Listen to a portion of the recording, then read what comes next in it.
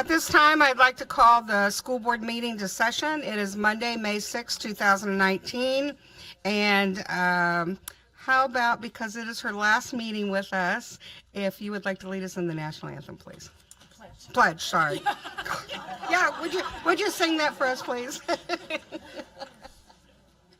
pledge allegiance to the flag of the United States of America and to the republic for which it stands, one nation, under God, indivisible, with liberty and justice for all. Thank you. Thank you. And would you like to read the opening statement?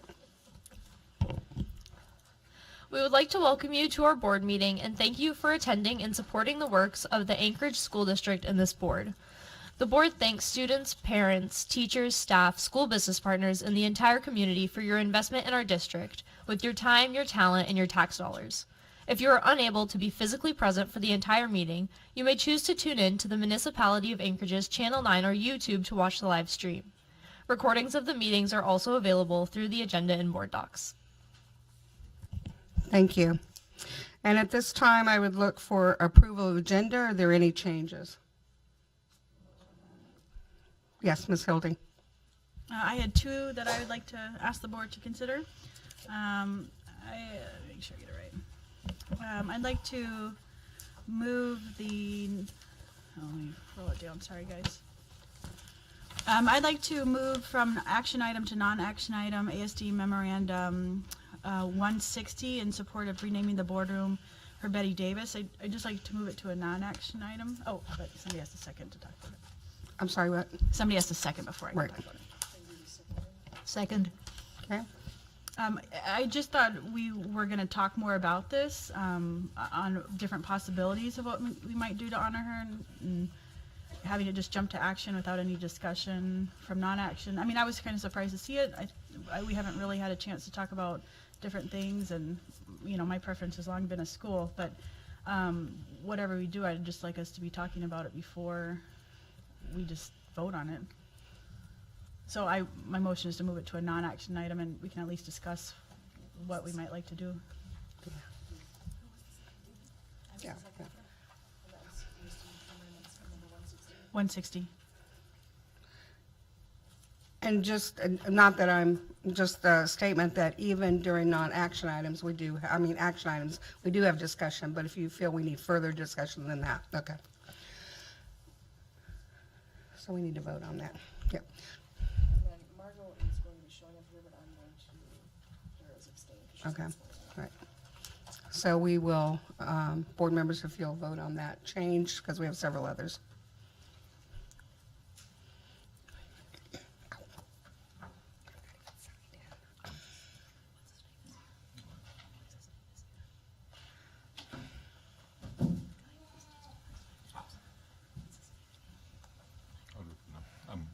I'm not logged in.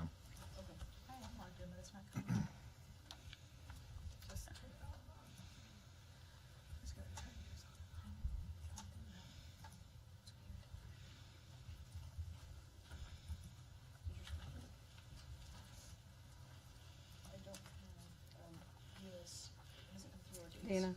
Yeah. I just voted. Oh, It's not on my screen. wow. Ours never work. That's fine, I just looked at hers.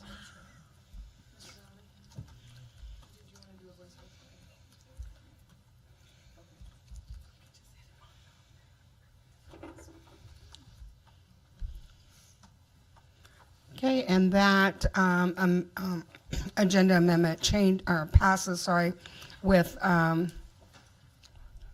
4 yeas and 2 nays. Did you have another one? I did, thank you. I would like to remove a non-action item, ASD memorandum number 163 from the agenda. The weapons and dangerous instruments policy revision. Is there a second? And I know that it's a non-action item so that we can just discuss it, but I think our practice of making sure our policies go through a fully vetted process before we bring them to the board. Certainly during the non-action item, the board could choose to refer it to committee. I think it was going to the governance committee next, and I think we were expecting to see it talked about there. But I just would like to see us do a practice where if we're doing policy revisions, we make sure we're bringing people to the table before we present them publicly. Mr. Donnelly, this is your change the policy. Do you have a comment, or would you like to speak on that? I support keeping it on the agenda. I think it is part of our our conduct rules that if two members move to put something on the agenda, it can be on the agenda. I think this goes against, it undoes that rule, which is part of our code of conduct. Any other comments before we vote? Okay, board members, please vote.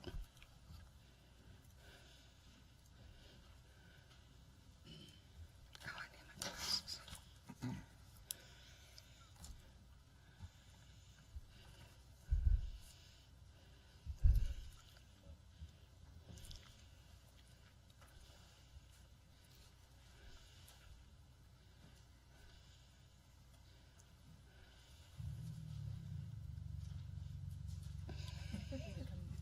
Does it come through for you?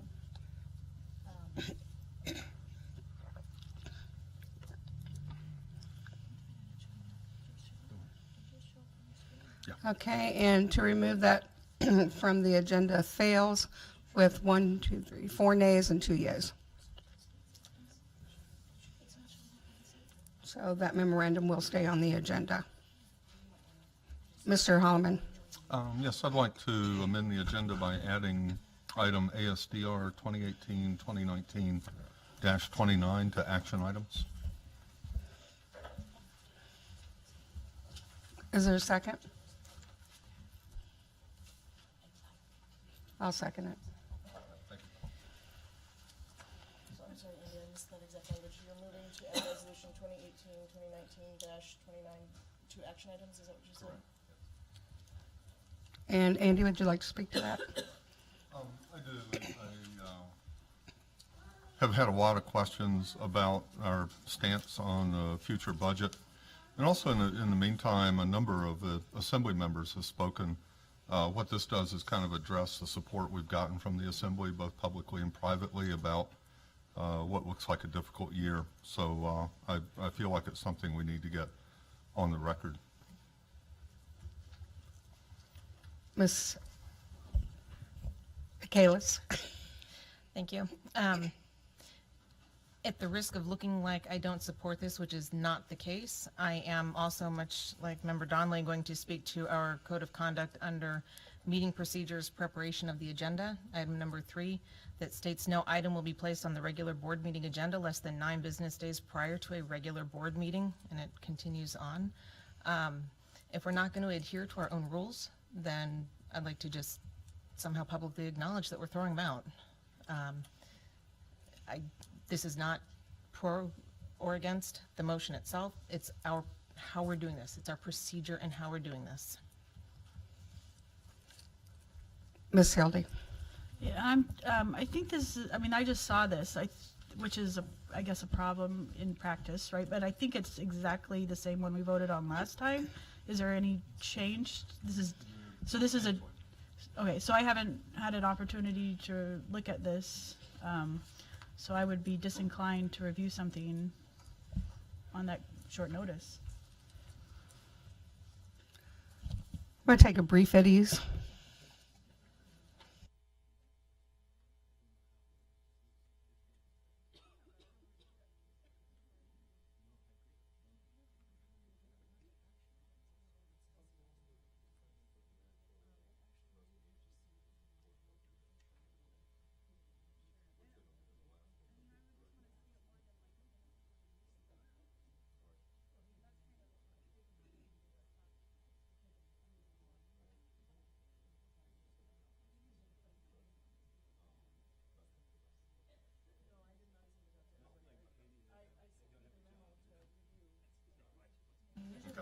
Okay, we're going to come back. Are there any other comments from any other board members? On this, I would say we do have that we do have to give 10 days notice on our agenda to the public on what we are going to put on the agenda. We can certainly put this on our agenda for the next meeting, Mr. Holloman, if you are okay with that. Okay, thank you. Are there any other changes to the? Oh, I don't think we need to vote on it because he's. Yeah, are you going to withdraw that, Mr. Holloman? Mr. Holloman, are you going to withdraw that? Your motion to change the agenda? Yes, I'll just withdraw. Okay, thank you. Are there any other changes to the agenda? Okay, hearing none. We will vote on the amended agenda.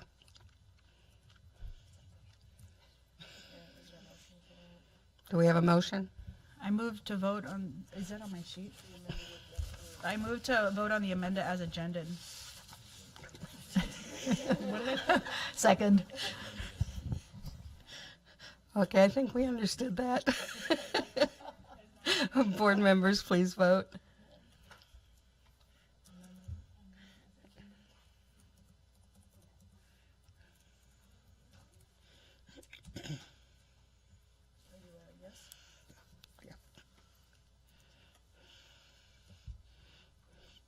Okay, and the agenda is approved with the amendments, the 6 yeas.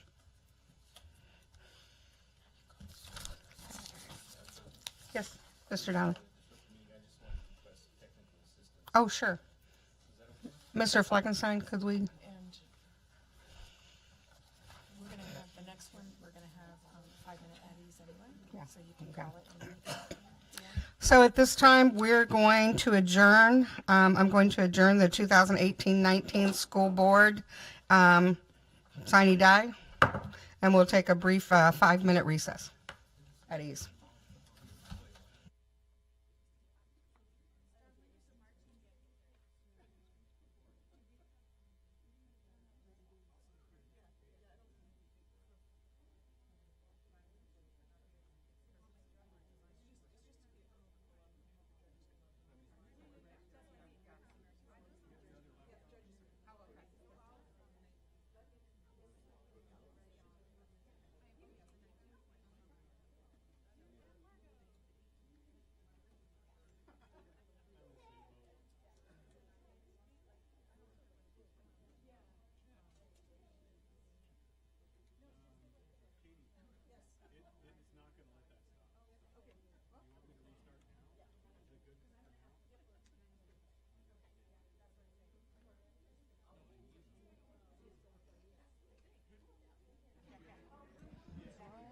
So that you guys can share a mic in between you, and then the judge at 10 will have the other one.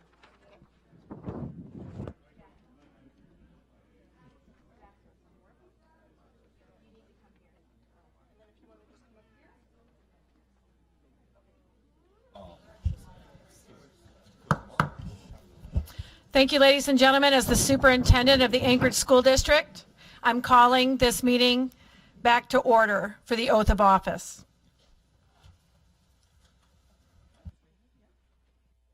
Please raise your right hand. I state your name. I, Margot Bellamy, Star Marset, Do solemnly swear that I will support and defend the Constitution of the United States do solemnly swear that I will support and defend the Constitution of the United States and the Constitution of the State of Alaska, and the Constitution of the State of Alaska, and that I will honestly, faithfully, and impartially discharge my duties as a school board member to the best of my ability. Congratulations. Thank you.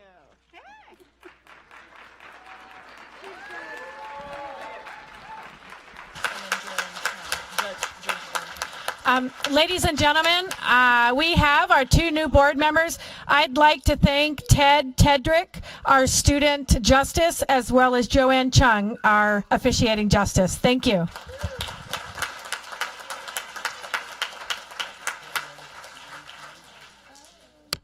We'll take a brief at ease to sign the documents.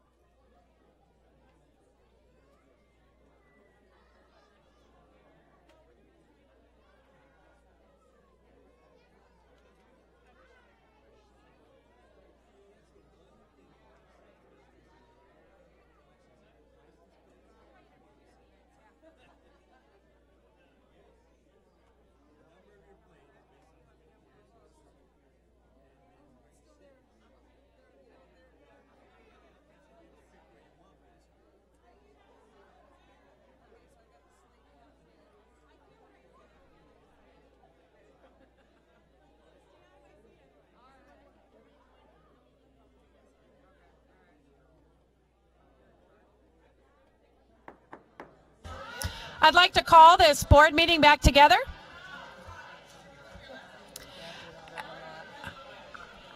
We'd like to resume the board meeting, and we'd ask that all board members re-log in to the board meeting. We'd like to resume the board meeting. Ladies and gentlemen, we'd like to resume the board meeting. At this time, can board members re-log into your system, please? No, I mean, not if you're still, I mean, my computer restarted, so I just. Yeah. So just be sure you're set up in the meeting and that you can electronically vote. We will continue with the election of officers and the board reorganization. Mr. Fleckenstein, can you assist Ms. Bellamy if she needs? Are you good to go? The top.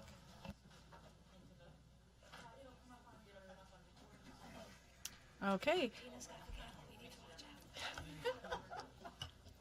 I like this. All right, at this time, we will vote on the reorganization of the board. Madam Clerk, is there a slate of officers? Yes, there is. Thank you. I move to elect Board Member Star Marcet as president, Board Member Alicia Hildy as vice president, Board Member Margot Bellamy as clerk, and Board Member Elisa Vacalis as treasurer. Is there a second? Second. Madam Secretary, can we take a vote?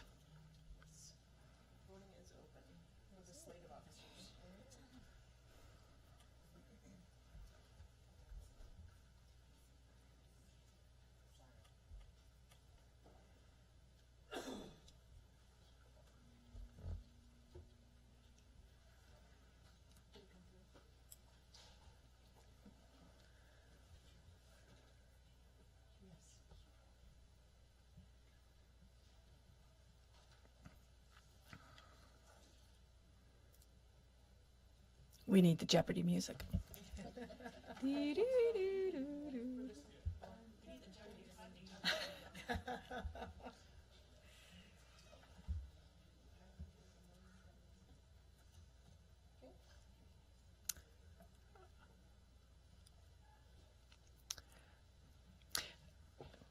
At this time, the slate of officers does pass. And at this time, I'm going to hit the last gavel and turn it back over. I'm no longer president. There you go. I like how that works. So at this time, I would ask board members to take their respective seats. Ms. Bellamy, you'll be sitting where Ms. Hildy's sitting. And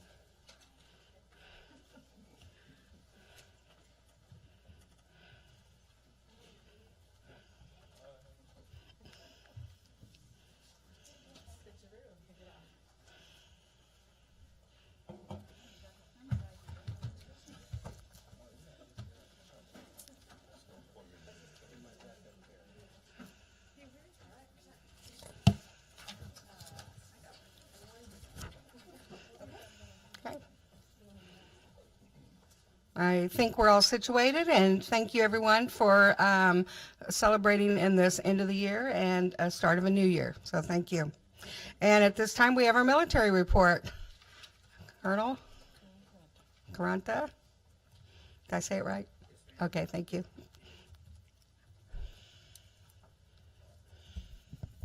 Thank you, sir. Good evening. Colonel John Caranta, the commander of the 673rd Mission Support Group. It's my pleasure this past week to join with Dr. Bishop and Principal Christine Garby to recognize Master Sergeant Tim Schneider for his support of the school during the 30th of November earthquake. Ms. Garby joined me also at the 372nd Training Squadron to recognize Technical Sergeant Michael Owen, also a parent at Fire Lake, who also assisted the staff and the students during the earthquake. And I definitely appreciate Ms. Garby's willingness to recognize our selfless service of our airmen. As we prepare to go into the summer, we'll be working on plans with our outdoor recreation program to partner with the schools on the installation to offer additional opportunities for students. This could include ice fishing at the lakes on bays, cross-country skiing, and use of fat tire bikes at our Eagle Glen Fitness Park for all the schools on J-Bear. It's our desire to have a plan in place whenever we start the fall to share with the principals so students can take full advantage of some of the opportunities we offer on the installation. At the end of the month, I'll be meeting with the principals on the installation to wrap up this school year and plan for a successful beginning of next school year. I look forward to this opportunity to collaborate on ways that we can, again, continue to partner with the schools. And lastly, it was my honor this past month to install Dr. Bishop as my honorary commander of the 673rd Mission Support Group. And we look forward to furthering the relationship between my organization and the Anchorage School District. pending any questions, that concludes my report. Board members, any questions or comments? Thank you for your service. Thank you for your time.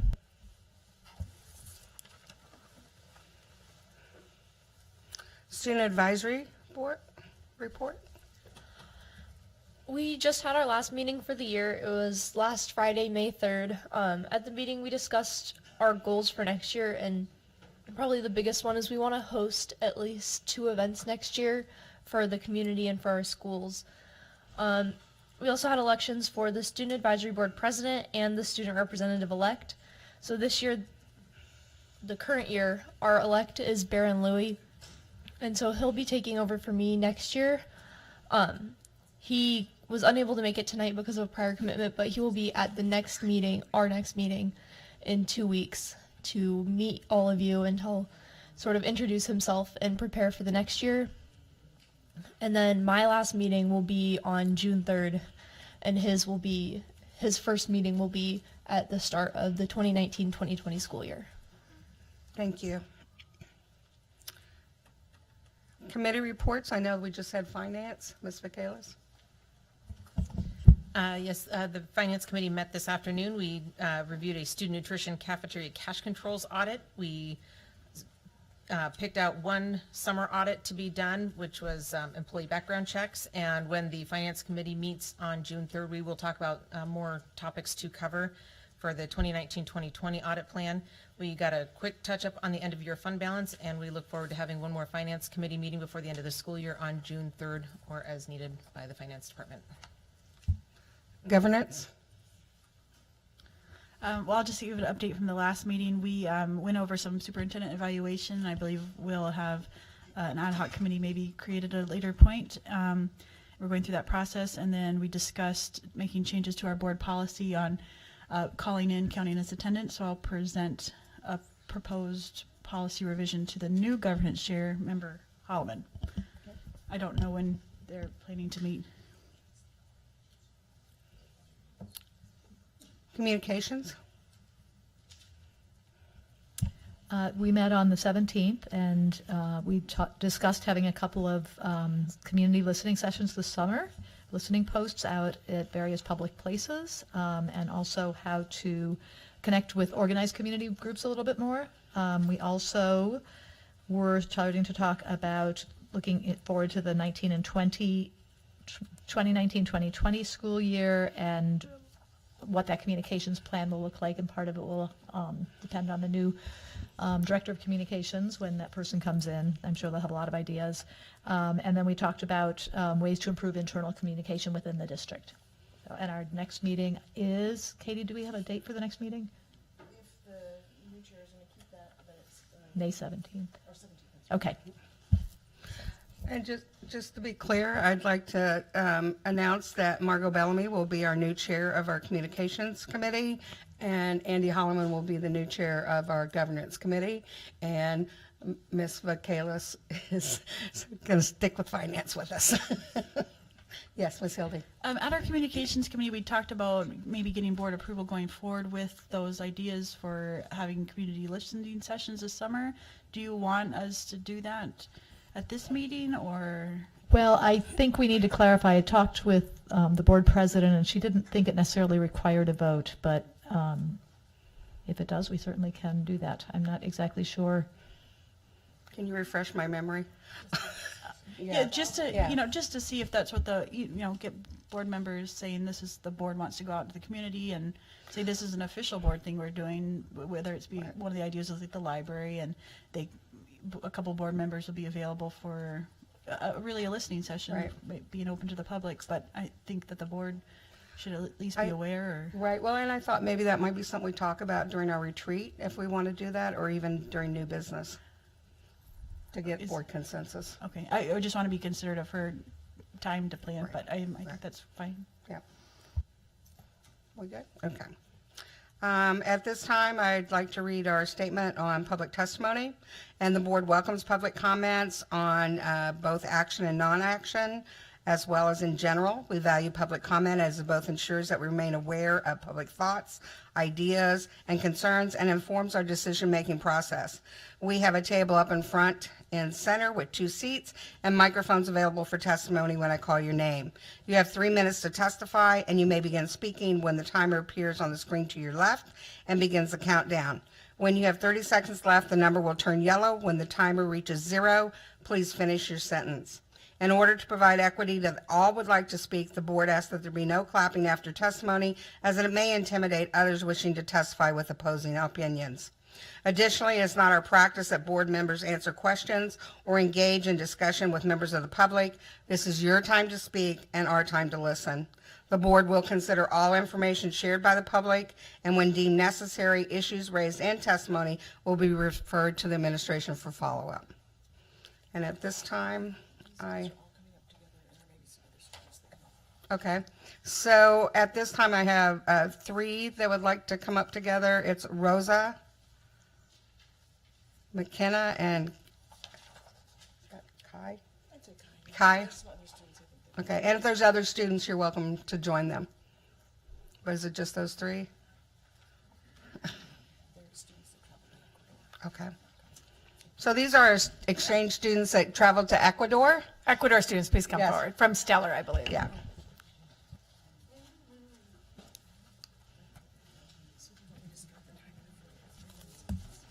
A piece. Okay. All right, so if you guys want to be on one side, and we'll have other Ecuador students on the other side. Facing them, facing them.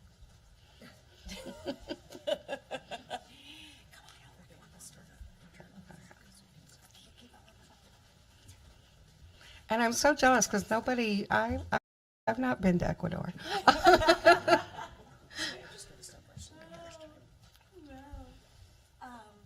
need a microphone, or I can just talk? We will have one for you here. That would be best. And prior to speaking, if you could state your name, so for the record, each individual, I know that you're going to collectively share wisdom and represent the whole entire group, but as you speak, if you could say your name. So my name is Rosalie Hohenstein. I'm a teacher at Stellar Secondary, and I have a little presentation written out. So, well, first of all, hello. We wanted to come in tonight to thank you for your support in making the Stellar Chuquiragua Exchange Program a reality. Standing before you is the first group of students to participate in this exchange. For those of you who are not familiar with the program, the Stellar Chuquiragua Exchange Program is a 2-way immersion exchange between Cumbaya, Ecuador, and Anchorage, Alaska.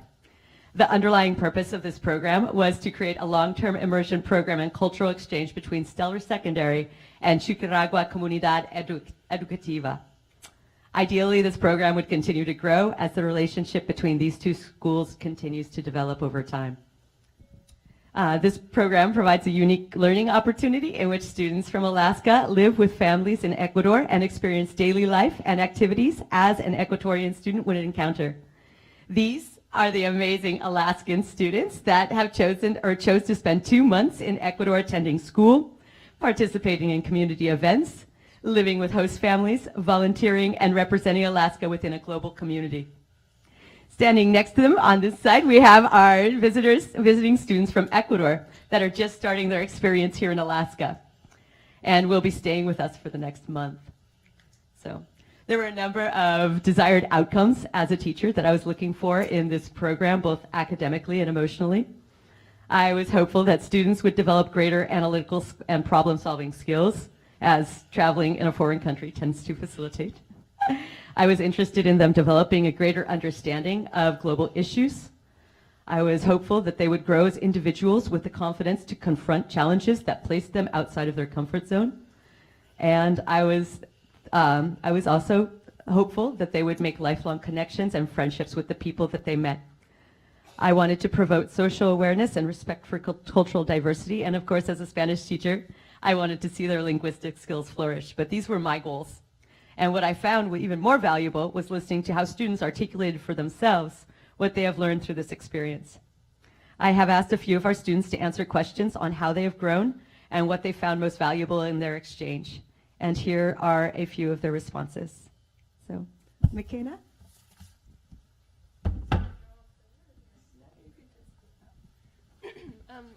So my name is McKenna Varela, and I went on the exchange, obviously.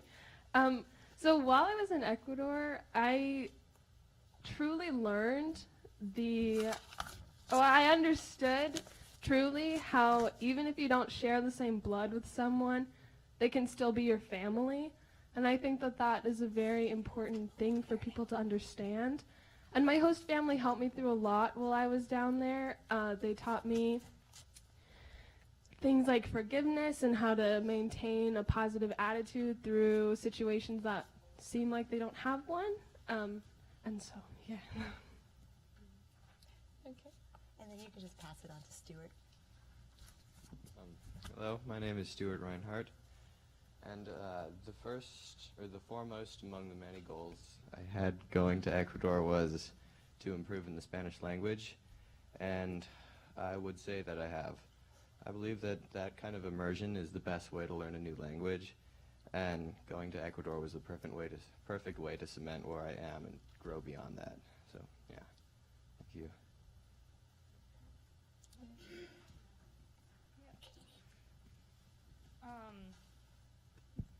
So the most valuable thing. Oh, my name's Megan Bonnie, by the way. Sorry.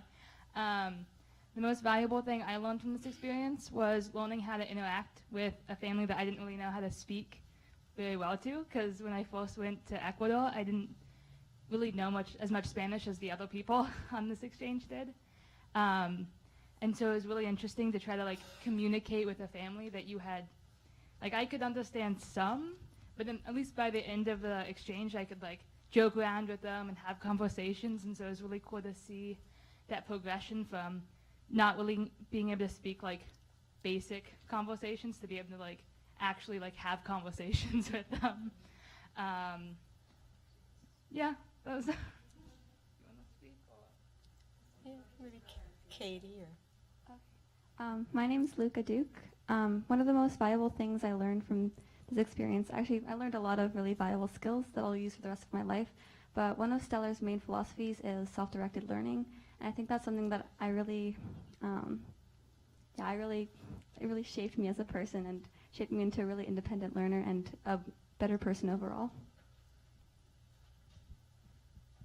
Hi, my name is Katie Scoggin, and the most valuable lesson I learned was to take every chance to say hi and get to know everyone. The people in Ecuador are the kindest, most gentle and considerate people I've ever met, and they want you to feel safe and comfortable and happy all the time. They make me laugh. And even though we're different and there's that language barrier, they taught me to be welcoming to people, even strangers. My name is Siri Southwold. One of the things I learned most was probably how to work with time management. We had pretty busy schedules the whole time we were there, and just learning how to separate all my work into different times and doing that was good. So. Hi, my name is Kai. My exchange trip to Ecuador is filled with learning and new experiences every day. But there's one moment that stands out to me.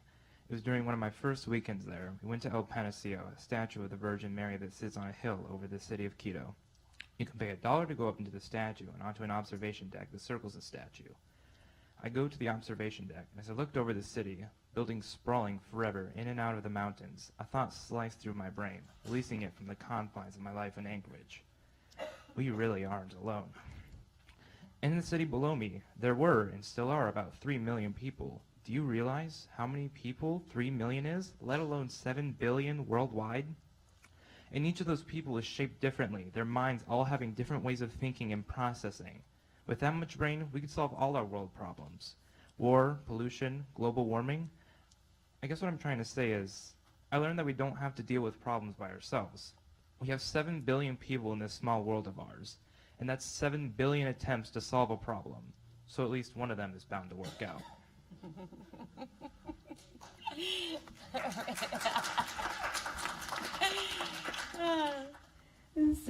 I would hope that when our Ecuador students have been here a little bit longer, that they would come back and share with us. And so, yes, this is Rosa Hohenstein again. I was just going to say, so our students just got here literally yesterday morning.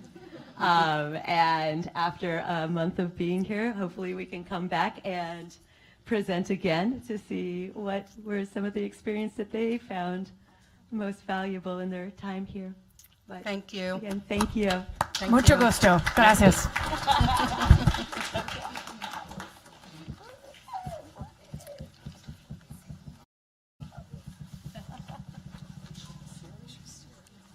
Alicia Sara, and Chris Riley.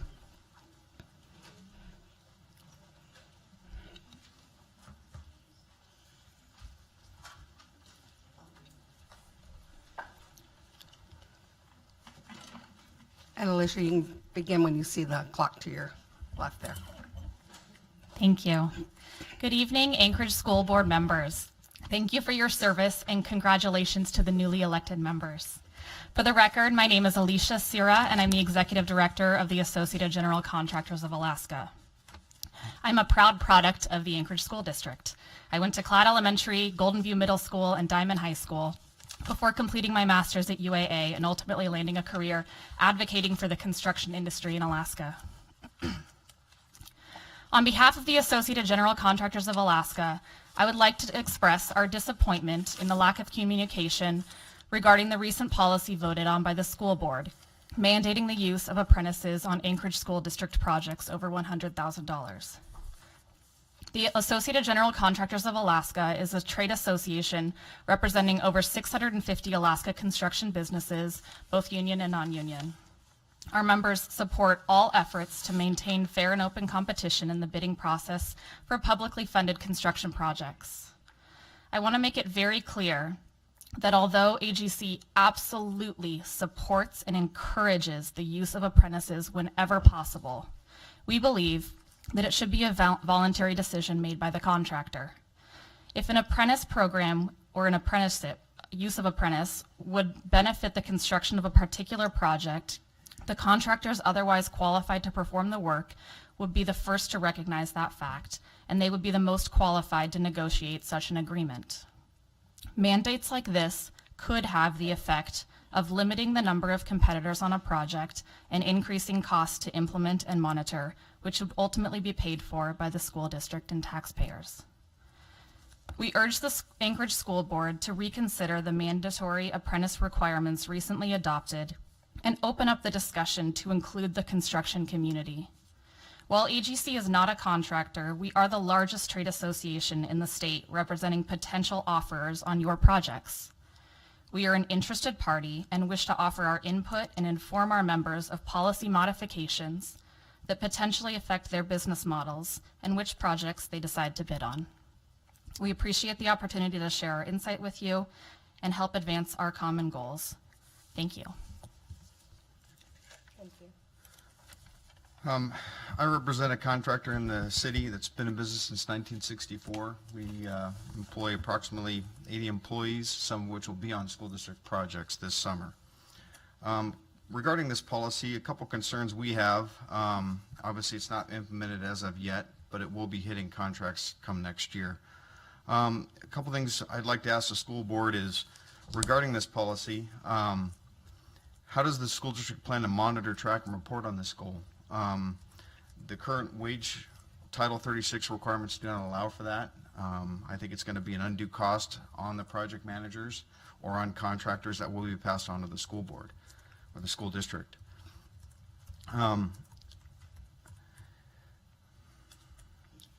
Regarding this policy, a big question we have as a contractor is what happens when you don't comply with it? There are no implications in this policy regarding non-compliance. That's an unopened risk, an unqualified risk that we have to plan for. And how do you bid for it and how do you compete against it? And on the apprenticeship program, regarding apprenticeship, it's a voluntary process. We can't force an employee to become an apprentice. When they're given the opportunity to come work for us and work on a state project, state-funded project, they fall under Title 36 rules. Well, Title 36, that individual employee will make approximately about $60 an hour working for us. As an apprentice, he's going to be closer to 47. So given the choice, what choice do you think he will make or she will make? We can't force them to do that or make that decision. So that's something else to consider in fulfilling these goals. We're a roofing contractor. There's currently no state of Alaska registered apprenticeship programs. You know, what happens, you know, there's federal ones, but does that mean we have to go out of state to find an apprenticeship program and work with somebody out of state to comply with this rule?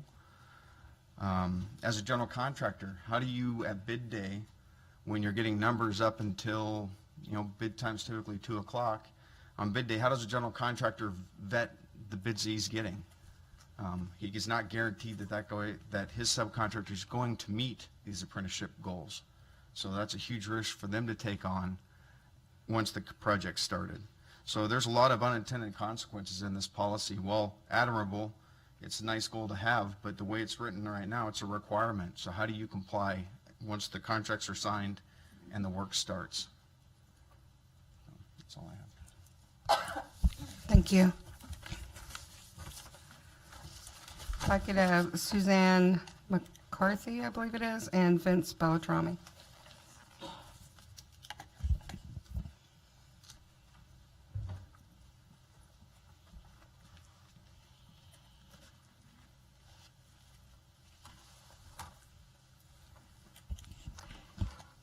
Hi.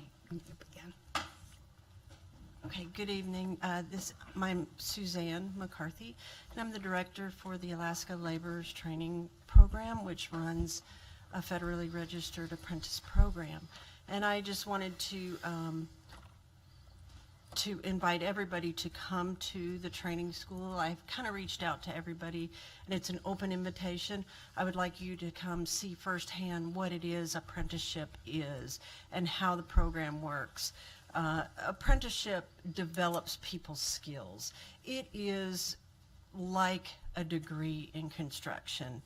They take you and teach you and mix the classroom related instruction with hands-on, and that's how you get excellent people, and that's what this program is. Construction is one of the longest term apprentice programs, not even in the United States, worldwide, and it's proven that it works. That's how you develop a top-notch workforce. One of the biggest complaints we have in the state of Alaska is we want our young people to go to work. We don't want to have to import our workforce. This solves that construction problem. Construction is a high demand occupation in Alaska. It's one of the highest wage jobs in Alaska. That's what we want our young people to do. We have about 100 apprentices, and about 50% of them are Anchorage School District graduates. So you want people that live here and have a vested interest in the workforce, developing our infrastructure. I think the spirit of this policy that was approved is to give our young people that chance to build our infrastructure and be part of this. There are currently 224 federally registered apprentice programs and sponsors in the state of Alaska. In the construction-related industries. So there's plenty of apprenticeship programs, and it's just a great way to develop our young people. So I hope that each of you will come out when you get a chance and tour our school and see really what we do. Thank you. Thank you. Wait for the reset on the clock. Okay, just a second.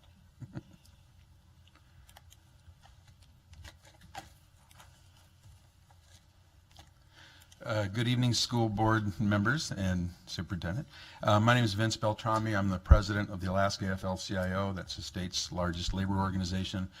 Prior to this job, I was the statewide training director for the largest apprenticeship program in the state, which is the NECA IBEW Joint Labor Management Program. I know a little bit about what goes into apprenticeship.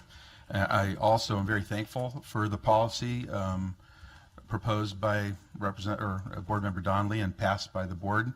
I'm actually wildly perplexed and no disrespect to the previous testifiers, but on the position that they took regarding apprenticeship. For any organizations that are involved in supplying skilled craft workers to the construction industry, it seems they'd be supportive of any effort that encourages and supports the training of Alaskans for our state's future needs. It's widely known that there are challenges in finding construction workers in Alaska, despite the fact we've been in kind of a slow-burning recession the past several years. And I've heard claims that this policy would drive up construction costs. That in itself is a baffling assertion, which there is no data to back up that I'm aware of. Since this policy only applies to prevailing wage jobs, anyone less than a full journeyman level, all journeymen are required to be paid the full Davis-Bacon wages. If the only way you can get a break on that is if you hire apprentices. It's not mandatory that you hire apprentices in the case of the gentleman who said he was a roofing contractor, because there is an exception in the very last line that says the requirement shall only apply to crafts for which a federally registered or state of Alaska approved apprenticeship program exists. So the roofers don't have to do that if there's no standards that do that. However, when you get to save, instead of paying the full journeyman rate, you start apprentices generally at about 50%. That's a tremendous cost saving when you have generally a ratio that's in 2 journeymen to 1 apprentice, or 1 journeyman to 1 apprentice. You can see real quickly that the savings would add up if you get to utilize more apprentices on the project. If they're trying to contend that it's an expense based on more difficulty in administrating that, I don't buy that for a second. I've filed and reviewed and done a lot of look at prevailing wage filings. They're not that hard to figure out. This is a proactive policy that will do well for our community to bring more people, give more opportunities to more apprentices, which is something we need. Suzanne pointed out the local hire aspect. We are inundated with out-of-state workers all the time when we can't meet the need. So this is a way that you can really emphasize bringing in local Alaskans through the apprenticeship programs and helping the industry out. So please give this policy time to work, and I think that you'll see that it's a win-win for everyone. Thank you for the opportunity to testify. Thank you. If I could have Jeff Mayfield and Kellie Lessons.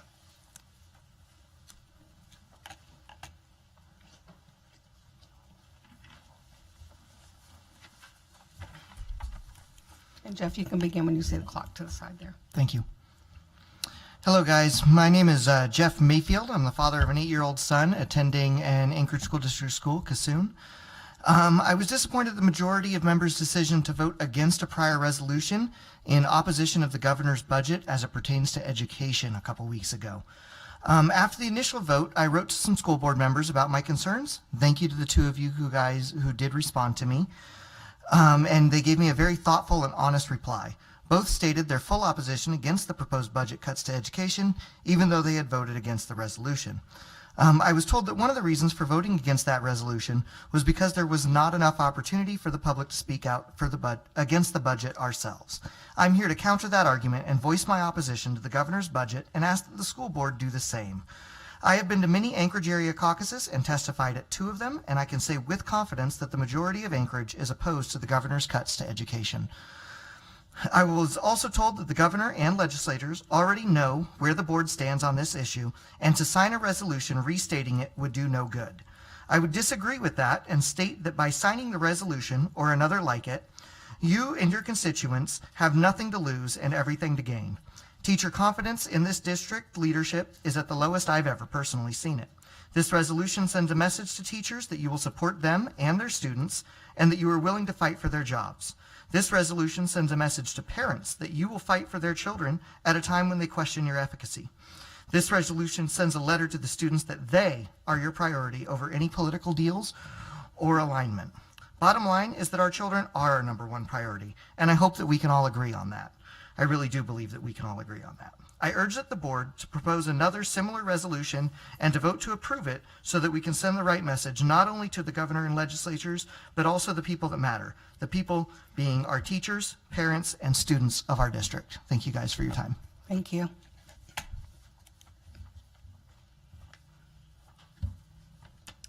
There you go, Kellie. Hi, good evening. It's a really exciting night to be here tonight. I'm here again because I wanted to welcome did I say my name? Kellie Lessons. I wanted to welcome Ms. Bellamy to the board, to celebrate Ms. Marset's reelection, and to express my continued appreciation that the board unanimously chartered the ad hoc committee on health, wellness, nutrition, and learning, and to solicit your serious collective engagement with the committee's recommendations over the coming weeks. The committee has met 3 times this spring to discuss the importance of adequate time for physical activity and nutrition in optimizing learning and wellness for all elementary students.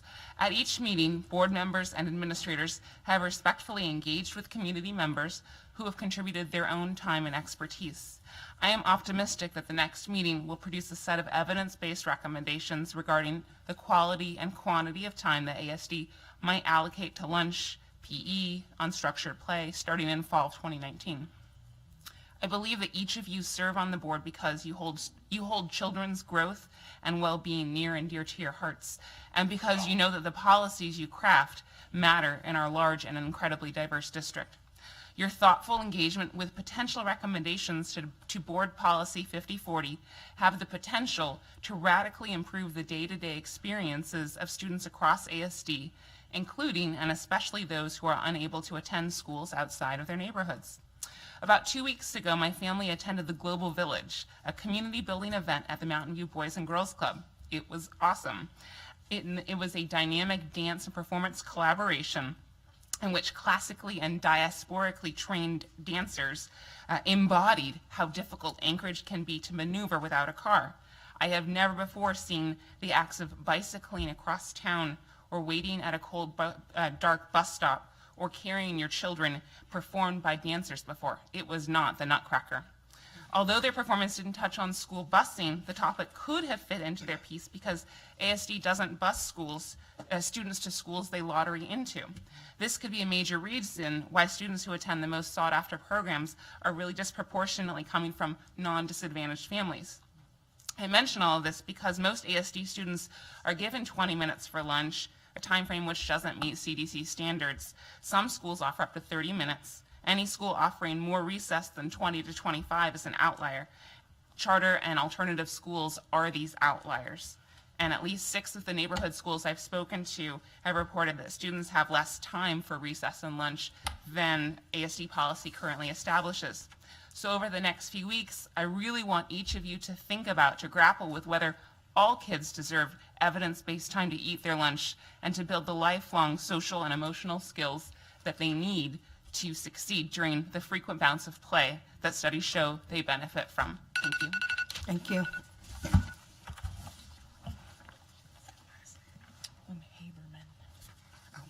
Eugene Haberman and is it Neva Reese? Sorry, I'm having a tough time reading this.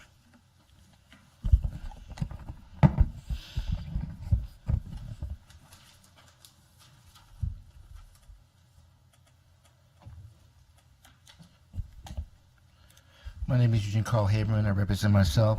I follow the public process. When the public process is done appropriately, decision made by the governing body is more like in public interest. Note, I live in the Massachusetts Valley.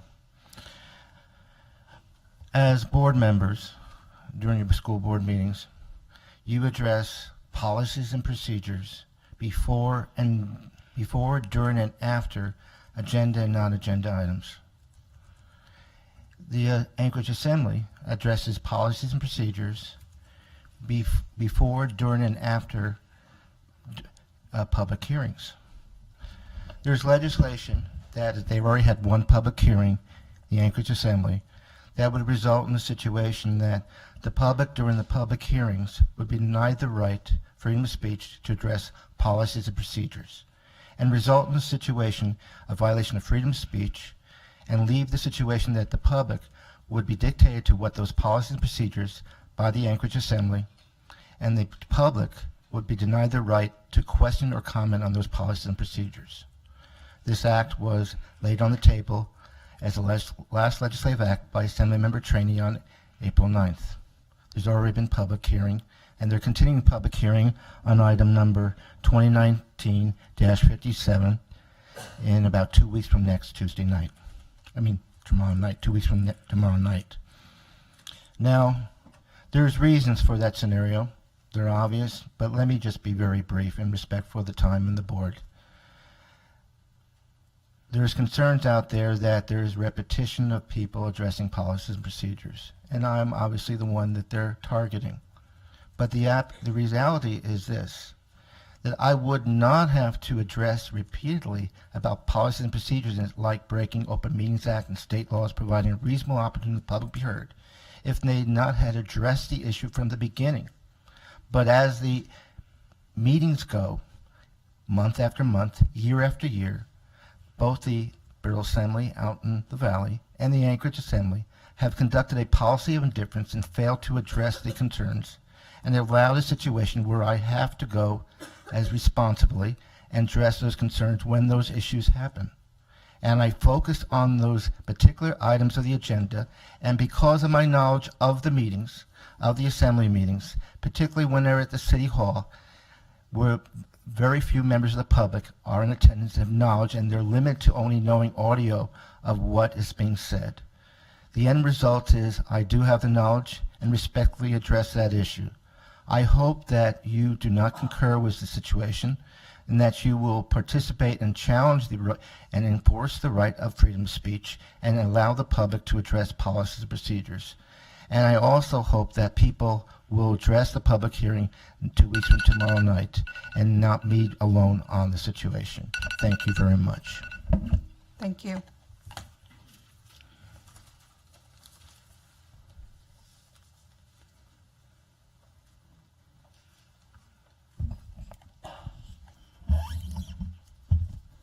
Good evening. My name is Neva Reese. I've been a librarian with the Anchorage School District for 12 years, and I come this evening because I wanted to talk about a couple of ways that I think people are underutilized in the Anchorage School District. And I think one of them at least can address some of the budget concerns. I've noticed over the last few years that we've had some programs put into effect like Alice and Champs, and they have a lot of virtue, but I do believe that our teachers could have come up with just as good of plans as we have paid lots and lots of money to other people to design for us. And Champs, I would use as an example. As a librarian, I ordered, I don't remember how many books for Champs. Most of us that took the training were given books at the time. When I got a new administrator, she brought in all her own copies of Champs books. So I think that the company that creates those, the literature for that program benefited by thousands and thousands of dollars just from our one school. So I'd really like to ask for people to kind of think about how those programs are utilized. And I do honestly believe that our teachers, who are vetted, educated people who have come to work for the school district, have a lot of skills that could be called upon to help in the future for any programs like that that the district wants to implement. That we don't really need to go to outside people for those kinds of resources and programs that we could put into effect, and that perhaps people that are closer to the schools and know the kids might come up with better plans even that we find. And the other, while I was thinking about underutilization of people, I wanted to mention also and give some kudos to all the people in our district that work as classified employees. Many of them are leaders within their own communities, especially when you look at the immigrant population. I sat in on a staff meeting once where people were talking abstractly about the Sudanese community with a total lack of awareness that one of our classified staff members was a leader in the Sudanese community, and he sat in the staff meeting and nobody asked him for any input on the discussion. So I would like us to really think about how many people in our classified employee classification have real skills that we should pull on to help enrich our district in ways that the budget can't pay for. I'm sorry, I'm so nervous. You know, I can go to meetings with 10,000 people and stand up and speak, and I'm fine. And when I come and speak at something like this, I just shake. So I apologize for my shaky voice.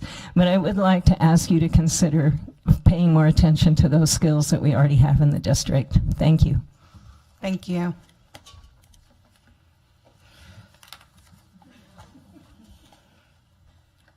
Okay, at this time,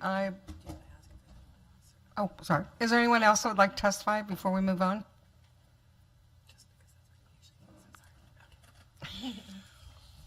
Seeing no one, I think we're ready for the superintendent's report. I was just giving myself a few more seconds. No. Thank you. Madam President, at this time, could I ask Paula Perry Edwards to come forward? She's going to assist me with our update. Up there before you, there's just 4 short items, and the first one I'd like to start with is the volunteer. Paula's put together some data for us to share with the board, and then she'll close off the report. So just some updates. Facilitating, this was a new position, or the FTE was still here, but a change of focus, a refocus for the position for which Paula serves. So we had 200 volunteer applications, 54 placed in schools for consistently over time, 156 for temporary for individual activities, whether they be science fairs or other events. And then 22 were unable to volunteer due to their work schedule or when they were called, they weren't available, but we wanted to share all the numbers. The different schools, as well as just different areas, even here at the ASD Center, if you could go back, were the different places for which, just so everybody could take a look at those, where our volunteers served. And then the next slide shares just the different requests from schools, as well as requests from Paula to our folks that volunteered. And so we tried to match their skills, Paula did, with what they were interested in with the needs out there in our schools. This was really fun, the therapy dog team, and if you have questions, you'll have to ask Paula about that. There were over 3,000 participants were served, and this was especially useful after the earthquake. And these are just a few of the volunteer partnerships for which just the groups were sought.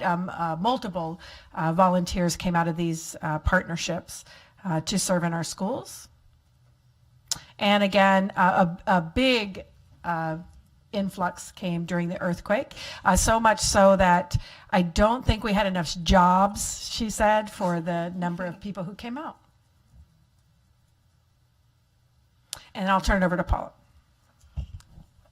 In closing, I would like to say, on behalf of the Anchorage School District, I would like to say to all the volunteers, thank you, thank you, thank you for volunteering and your precious gift of time. You helped us to work toward our vision of educating students for success in life every day.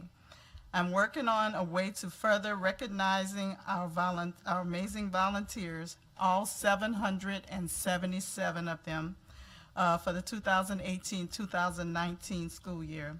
And I look forward to continuing to recruit and work with volunteers next year. Thank you to Superintendent Dr. Dina Bishop, Board President Star Marcette, the Elementary Education Department, colleagues and community members for the opportunity to serve Anchorage students and connecting with them with our caring community. And that concludes my update. All right, if anybody had any questions, you can certainly. Ms. Hilding. Well, thank you for that wonderful report. It's exciting to hear everybody, and I love them getting in our schools and seeing, what life is really like for our students and teachers. Is there any goal setting you have for the next year on the recruiting numbers for the ongoing volunteers or the temporary placements? Anything of that capacity-wise that you're looking to reach, or? Well, my goal is to hopefully grow the program much bigger. It's a lot. I'm a team of one, and so I'm hoping to come back a little bit early. I would have to discuss that with my supervisor in order to maybe go to the schools doing registration and sign up volunteers. That's one of my goals. And another one is to hopefully streamline the process even more. So that's something I'm working on as well. Ms. Bellamy. No. I'd just like to acknowledge your help at Kids Day. The district had a great booth, but your help with that booth and with the stage was phenomenal. So thank you. Thank you. And the volunteers that you sent. Thank you. And I just have to say, losing my voice, way back before I even was on the board, I had this vision. And I went to Ptarmigan and I started looking at how many volunteers were going in our schools. And I think Ptarmigan at the time had 1 or 2 volunteer hours a week. And I was just dismayed. And so it's taken us a little while to get there, but I am so happy with our selection of the person who is leading this program, when way back when I had a vision, because you have certainly outdid my expectations. Thank you. Welcome. Thank you. And I would just like to thank Ms. Perry Edwards. She begrudgingly came in front of you. She did not want to public speak, but I talked her into finishing up the presentation and of the collection of her data and her work so that she could be recognized publicly. Thank you. Thank you. Thank you.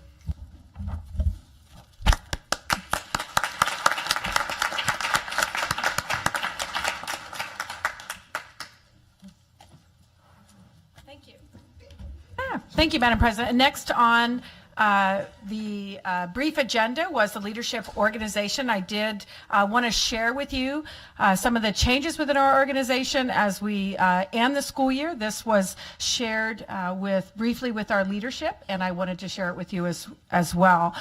So we have had some changes, and I wanted to share the cabinet level, if you will, major organization of our folks that support schools and people.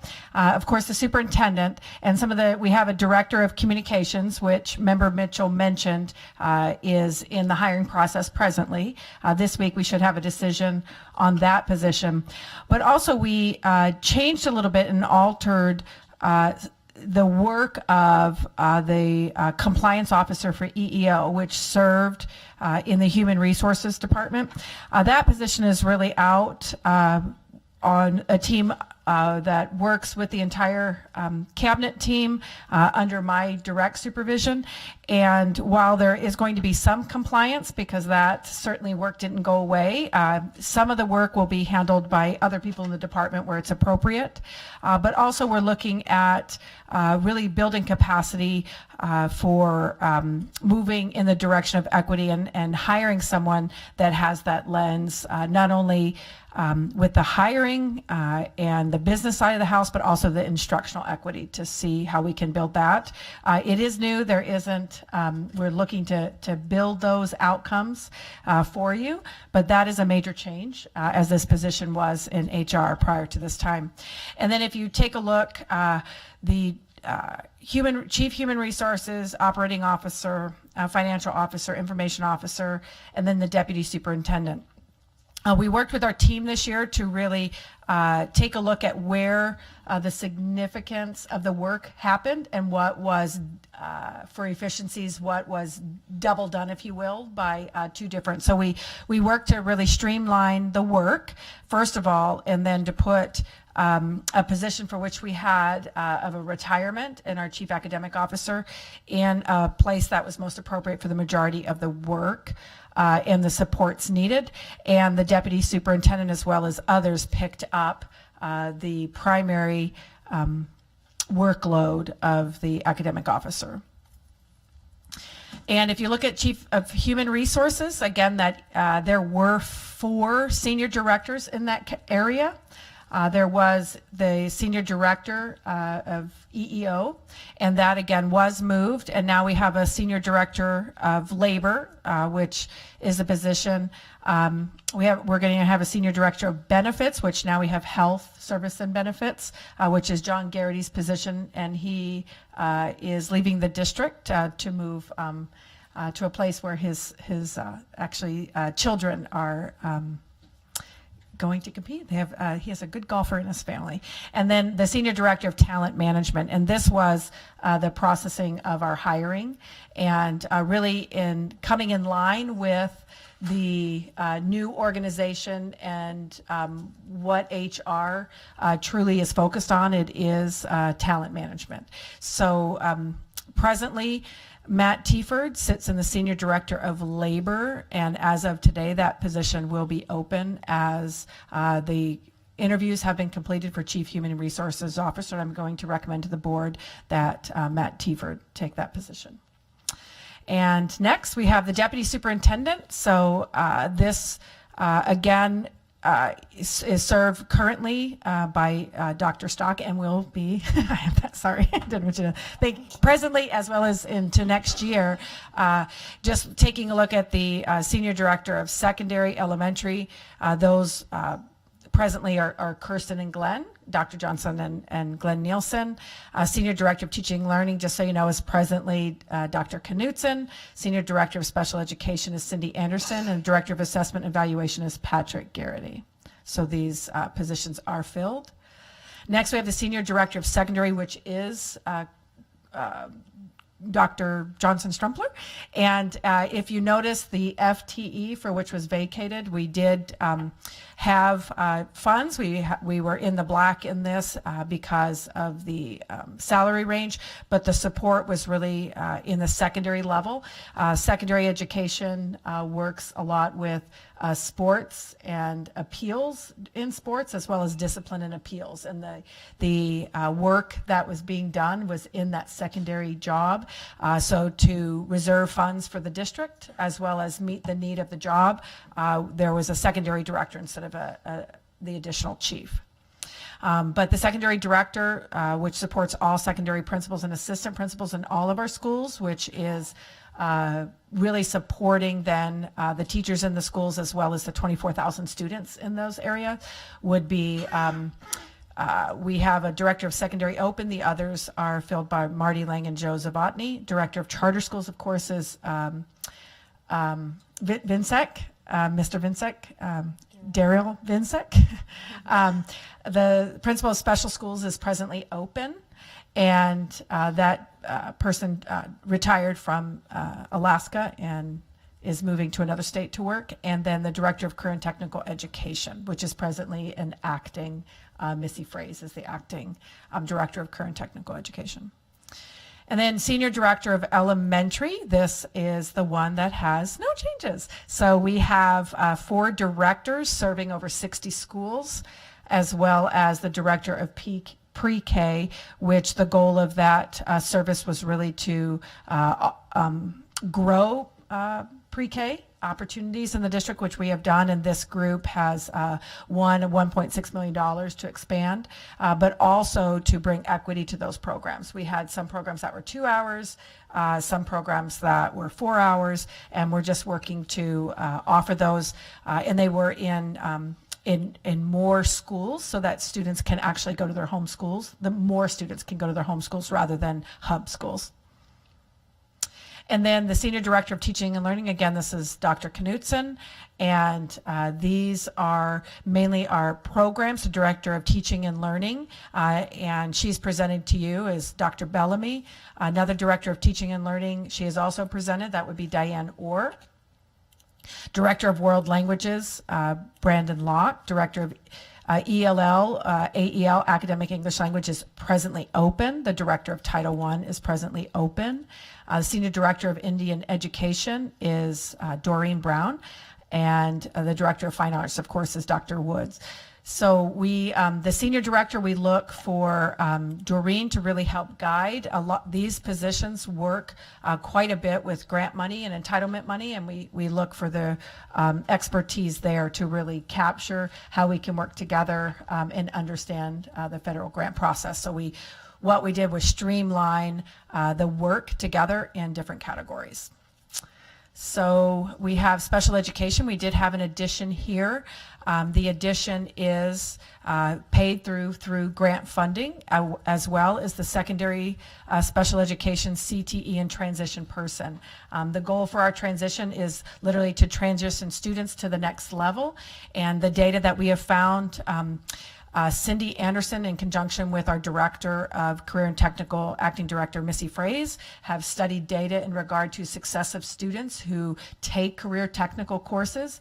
It is not only good for all students, it's good for all students, but it's specifically good for students with IEPs. So they tend to graduate on time more, be more engaged in school. So we want to grow that and use, really have a career and technical opportunity for every student in high school, and to really help facilitate that with transitions. We have a director for special education in that category. Again, it's a grant-funded position, an entitlement grant. So that was the organization. If you have any questions, I can certainly answer those. Any board? Ms. Hilding. Yeah, I just had two. This is the one that the board will need to vote on to comply with our board policy. So is this the draft you're presenting, or will there be a later one that you want us to be voting on? I can present it later. This was just as a brief update. As a draft, there were, the request came, there were many positions that came open, and an opportunity to really adjust the work with the expertise that we have occurred. And so I wanted to update the board before we move too further. But I can put this in a board memo at any time. Yes, Ms. And then Hilding. could you elaborate on the new equity position, on the outcomes you hope that position to bring? Sure. At this time, we would like someone whose work is really in taking a look at the district, and as we move into finding success for all students, to understand and to be there to understand the balance and the equity of opportunities in our district, as well as curricula, taking a look at curriculum. But really, we haven't had it. We've been studying many other districts our size, and this is a position for which is highly valued in order to guide the work in regard to equity across, whether it is certainly to work with things that we have an ad hoc committee to work on, equity in opportunities in school, recess and nutrition. It could be equity in regard to student groups having equity and access. So we look at the outcomes, and this person would help us move through processes to help understand, do we have an equity lens when we move forward with whether it's hiring or a new program, a new curriculum. So we want a lens that would allow us to consider, in looking at data, to say, are there student groups that when we just put an opportunity out there that aren't represented in that opportunity, and then how can we change that? Really, basically an internal auditor of our, internal auditor of our processes to ensure that we have thought about the equity as we move forward. So it is a little undefined. That's the outcome. We have, I look to the guidance of other school districts to be able to put together a program. Again, some districts have equity departments, and knowing that we did not have additional funds, I just chose to rearrange some work on the EEO and the functions that do belong in HR to stay in HR. The outside independent person EEO would remain with the compliance, but also take a look at the equity piece. So I tried to have an outcome with just the money that I already, and the positions for which we already had. Ms. Bellamy? So I do like the equity position. I think it's long overdue. I'm not quite sure of how the instructional side and the employee side would work, so if you could keep an eye on that and as we work through that process. And then the other comment had to do with the senior director, the piece where you had a senior director evaluating another senior director. Do you think that would create a conflict, or do you have a plan? I think that would be Doreen Brown. I think, where did she fall in that? Correct, yes, yeah. So that you have a plan for that? We do. Okay, great. Yeah, that's a great question, yes. Well, I know I'm excited about the new position and look forward to see how it's defined and the outcomes, just given in the past I've had several meetings with community members on exactly that, equity and diversity within our staff, and how we can increase that. And so I think this is a good start for the district. Thank you. Thank you. And I would like to say one thing,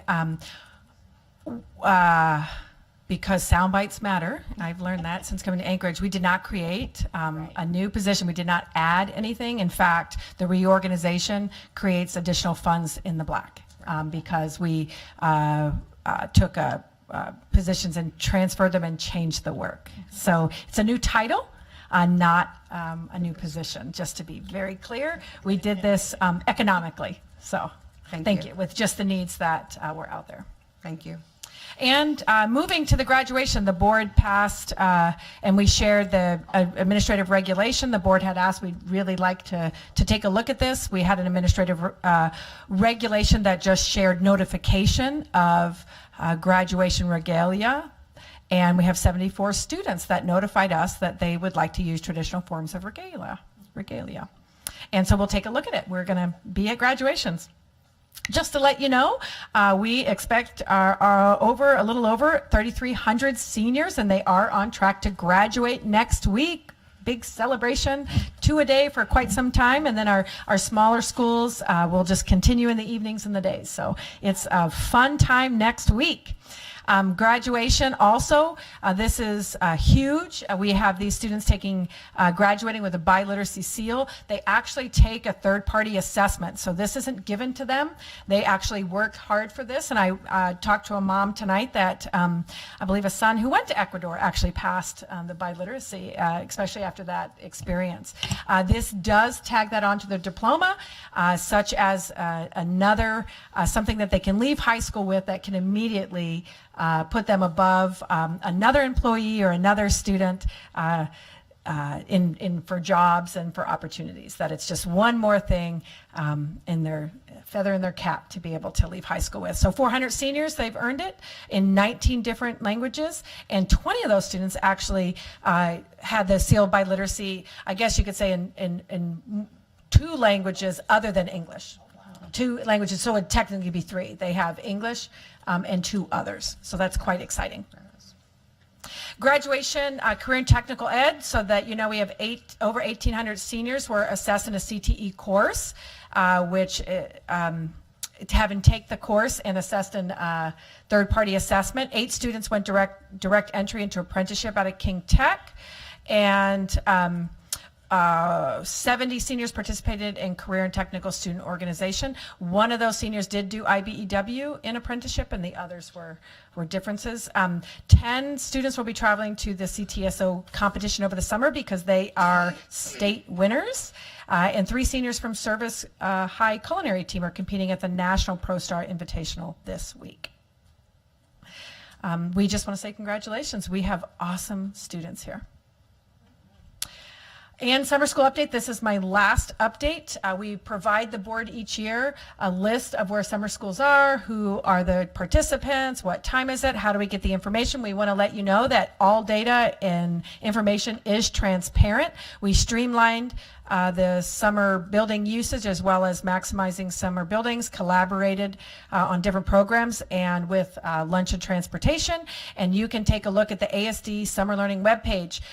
The bunny trail is, if you see the box that just came up, you go to the home page of the ASD website, you go to Families, ASD Summer Learning Overview. The arrow points to exactly where the Families tab is, and on the left in blue you have AEL, CITC, Migrant Ed, ESY, title programs, other summer learning. This is where you can look at all the different programs, and they will go directly to these different pages and share the information. So similar to this first tab of academic English learners, there's 3 different areas there. They can have the Muse program, the Summer Bridge, lots of opportunities. They're right online. If anyone requests, we just want to say go to the website. It'll share that information. We're very excited about it to be a one-stop shop for our community. And thank you, board. That is the completion of my update. Thank you, Dr. Bishop. And if we could move forward. Are you ready, new VP? Yeah. I move to approve the consent agenda, ASD Memorandum number 148, Personnel Report, the February 4th, 2019 regular session minutes, the February 19th, 2019 work session, executive session, and regular session minutes, the February 27th, 2019 special meeting minutes, and the March 4th, 2019 executive session and regular session minutes. Do I have a second? Yep. Board members, please vote.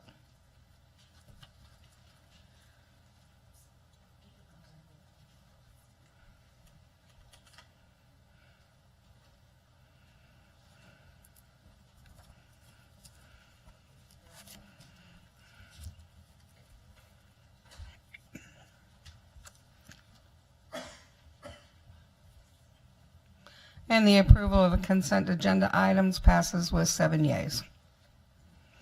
We are getting ready to go into our action items, and the procedures for agenda item testimony are as follows. An action item memo is first introduced by the Vice President, and if seconded by another board member, I will open the floor for public testimony. If you have signed up in advance or indicate you're interested in providing testimony, I will call you to come to the front table to speak. You again will have 3 minutes to talk, and you will see a timer on the screen to your left to monitor the time remaining and inform you of when you need to conclude. After all testimony closes, I will open the floor for board discussion, followed by the student board representative vote, before finally calling for an official vote. The voting results will be displayed on the screen.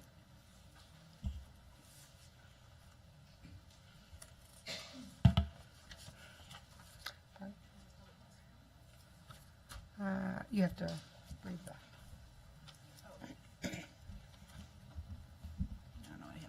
I move to approve ASD Memorandum number 152 and adopt the attached resolution in support of National Teachers Day, May 7th, 2019. Second. Is there any public testimony? Hearing any, no testimony, is there any board discussion? Yes. Oh, sorry, I just. Oh. Mr. Holman?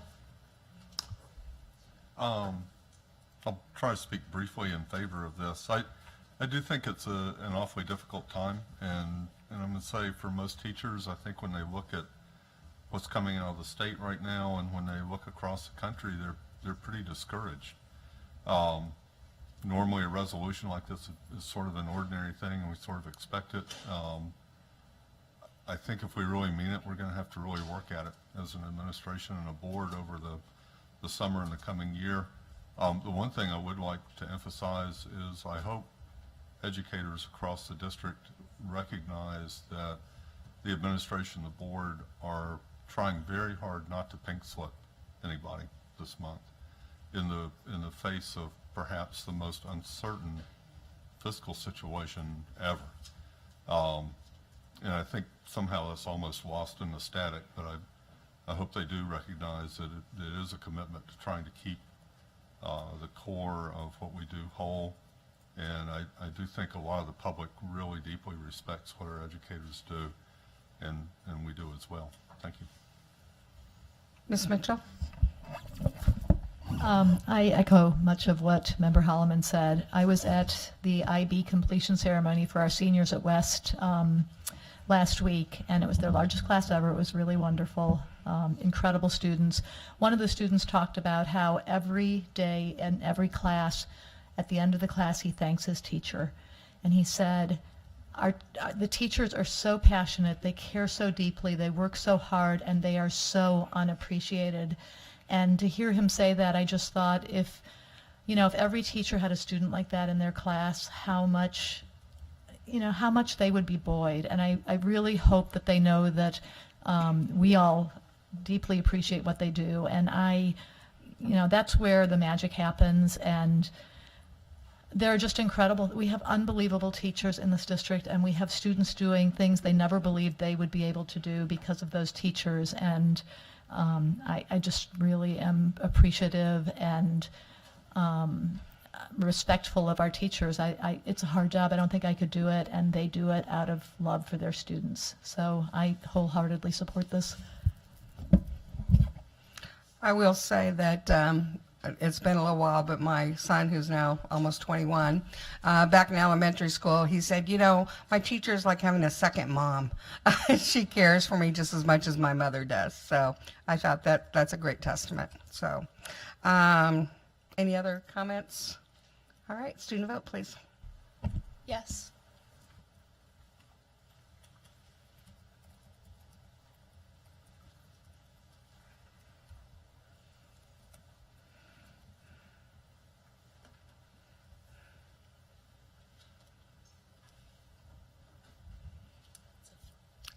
And that resolution passes unanimously with 7 yeas.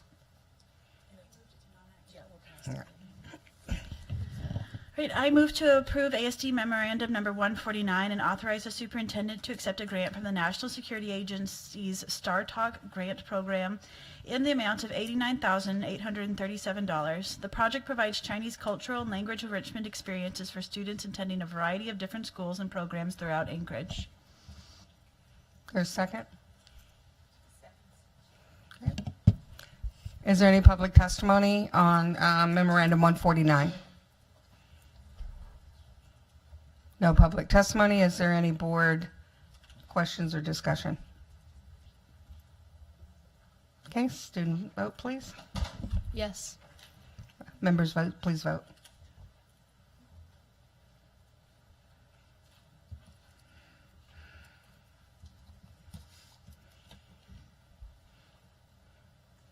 And that resolution, or that Memorandum 149 passes unanimously with 7 yeas.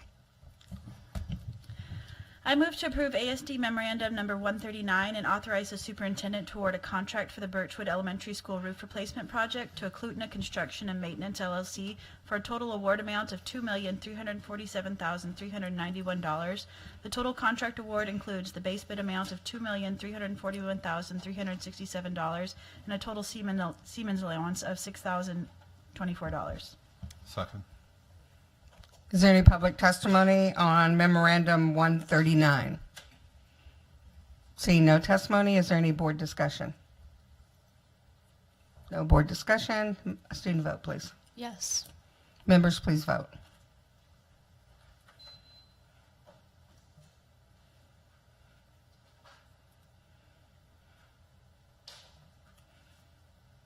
And Memorandum 139 passes unanimously with 7 yeas. I move to approve ASD Memorandum Number 140 and authorize the superintendent to award a contract for the Ptarmigan Elementary School roof replacement project to Orion Construction Incorporated for a total award amount of $2,385,903. The total contract award includes the base bid amount of $2,379,000 and a total Siemens allowance of $6,903. Second. Is there any public testimony on Memorandum 140? Hearing no public testimony, is there any board discussion? Student vote, please. Yes. Board members, please vote.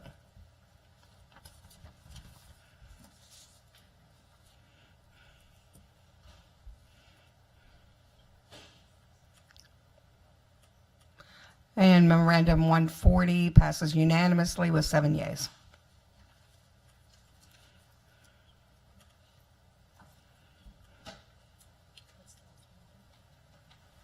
Okay, and that, now we are moving on to non-action items. Is there any non-action item that board members would like to pull for discussion? Alicia.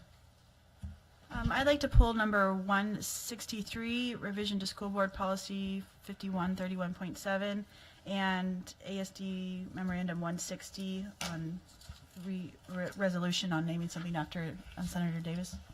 Okay. Any other memorandums that board members like to pull? Okay, then we will vote. No, we just go right. Yeah. So the first one is Memorandum 160, which was moved from action to non-action.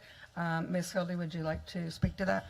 Thank you. And the resolution is fine, but we had talked before kind of briefly on different possibilities of what we might do to honor Senator Davis, and we just never had that conversation. You know, I would love to see something where students are actually going to get to learn about her and her legacy. And coming to the boardroom, very few people come here. I mean, over the course of their academic career, many people will never step foot in here, but an elementary school or even a football stadium or something like that is far more visible and helps people understand that legacy. And we certainly just don't get a lot of, I think it's worth having more discussion about what our different options are, and if this is the best option, that's fine, but I just don't think we've had that discussion. I do want to mention that as a board, we're limited to what we can suggest.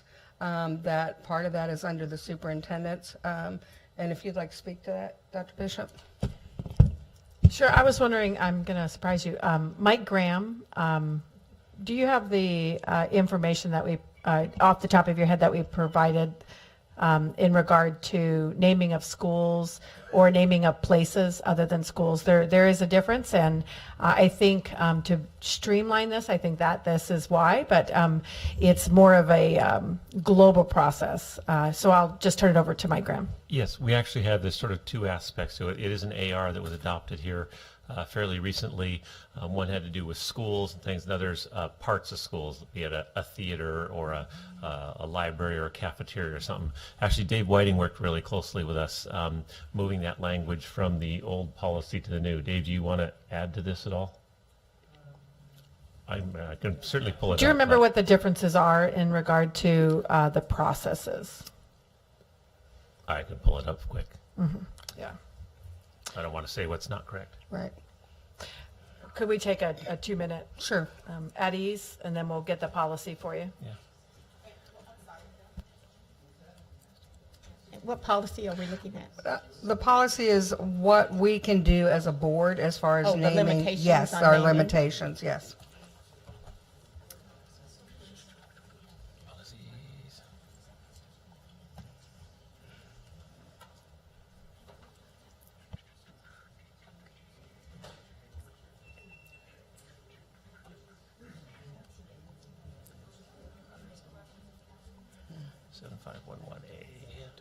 A 7511A here. Mr. McAllis was saying he thinks a facility would require the assembly to approve. District committee. There we go. So maybe name national. Fields are specific. Maybe named by the board. So this is. Yeah. Citizens, board members, students. May submit name. I guess it still goes to the board.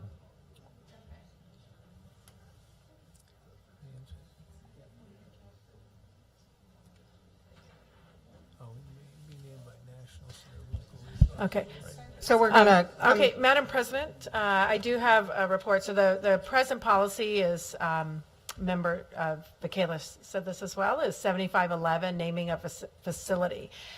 So our policy is that the superintendent or designee will be responsible to appoint a committee for the naming of schools, facilities, fields, and other areas.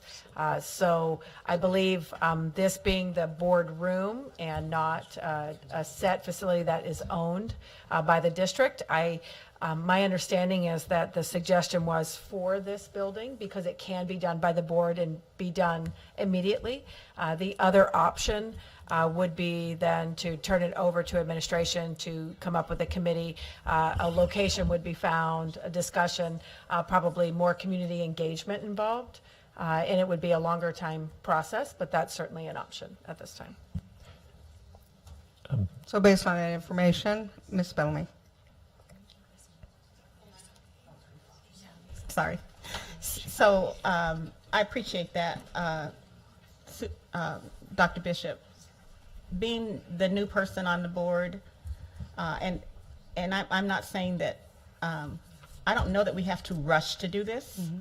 I would like to see more community engagement, and I'd like to see us maybe take a little bit more time, and for me personally, to understand the options.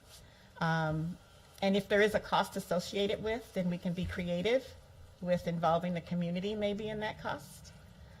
Or we can You know, I'm not sure what those parameters are, but I'm not looking to, I would like to see a significant space.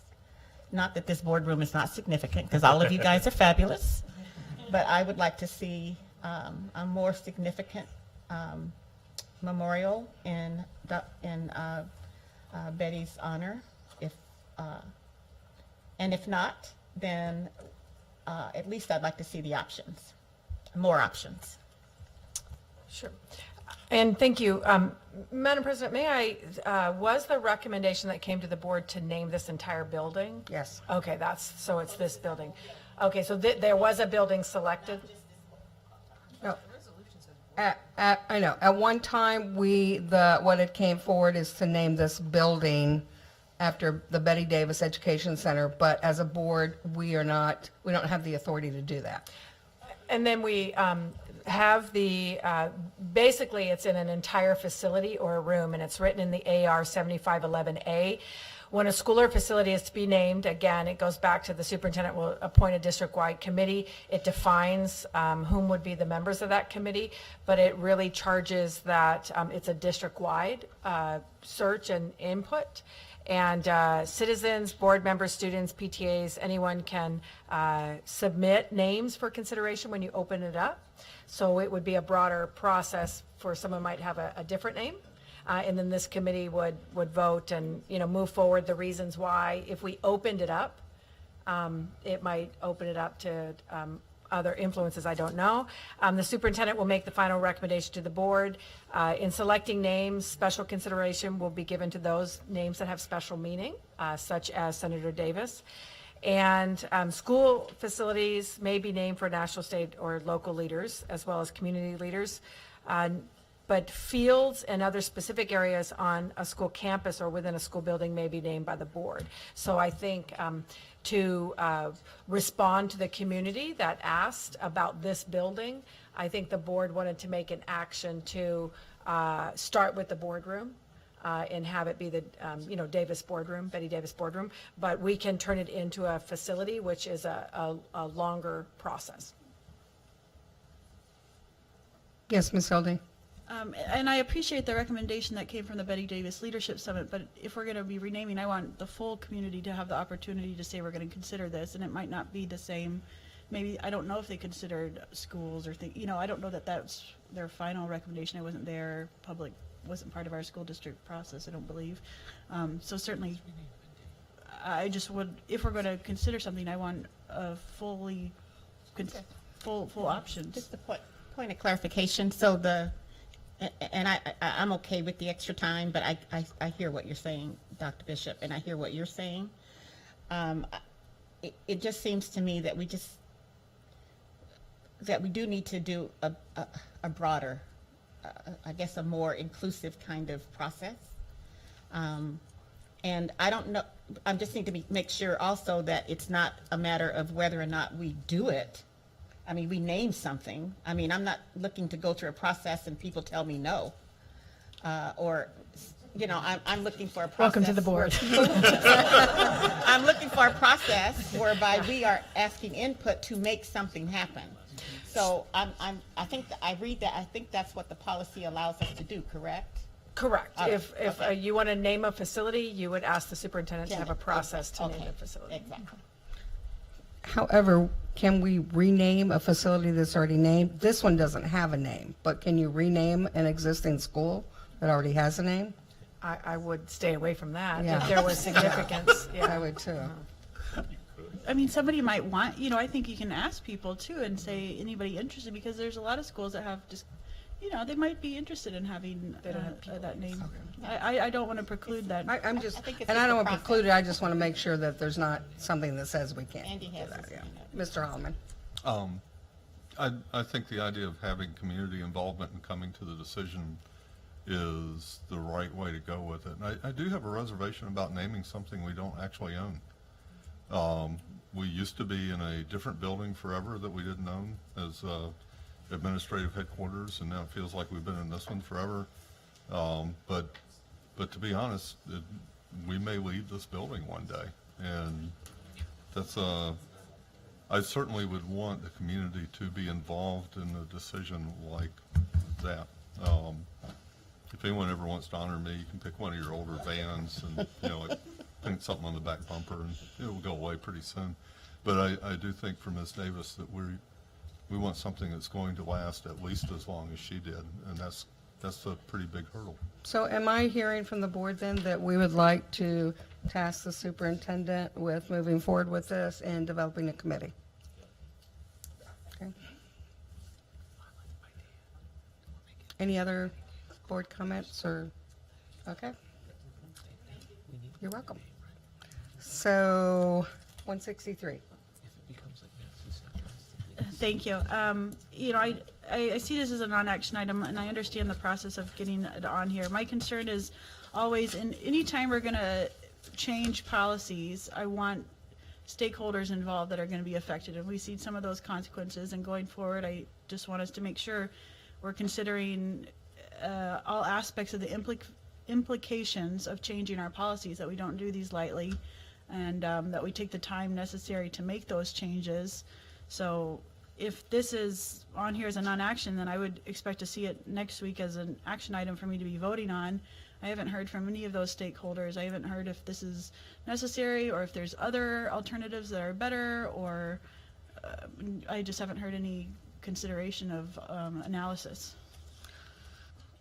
I'm going to just say my thoughts on this, and I think that it's not a mandatory, but the process we have in place is there is, my understanding in talking to administration is there is a process in place where each incident is vetted and talked about within the committee and what the recommendation is. So they bring that recommendation to the board based on the information that they have and what they've investigated. It's up to the board. We can say 2-year, we can say 3-year, whatever. I mean, that's something we have the ability to do that. But I like the idea that it still goes through a process with individuals that have the ability to make that recommendation to us, and then as a board. Right. Sorry. But having that process in place to be able to vet each one of those occurrences and then be able to bring the recommendation to the board. The board doesn't have to follow that recommendation. We can always vote on something else. So I think that's there without having to make it mandatory. Making it mandatory leaves us with little other options if there's extenuating circumstances.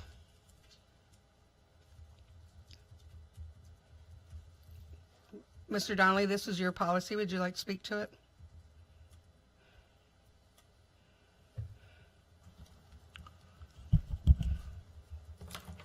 Well, as I've expressed before, I think the current policy doesn't draw a clear dichotomy between some of the situations that we're faced with nationally with loaded firearms in our schools. And I think there's a distinction, a valid distinction, between destructive weaponry, such as bombs and other weapons of mass destruction, and loaded firearms from the definitions that are currently in here for this, that would apply to have the presumptive 1-year minimum. So I think a higher minimum suspension is very appropriate for anyone, a student that brought one of those weapons of mass destruction to our schools, vis-a-vis someone who had a BB gun, which right now, BB gun is the same presumptive expulsion or suspension as a loaded firearm or a bomb, or for that matter, a hand grenade. It's the same thing. And I just think there's a clear distinction between those two things and the classes of weapons involved.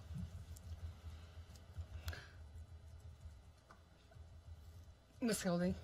And I wasn't talking about the merit of the decision. I'm talking about the process of collecting input from the people who, it might be a very nice idea, but I haven't heard from a legal opinion or a person for the people doing the enforcement of it, or and we've seen that in our other policies where we come back and say, oh, I wish we had heard from that person. That would have made this policy a lot more effective.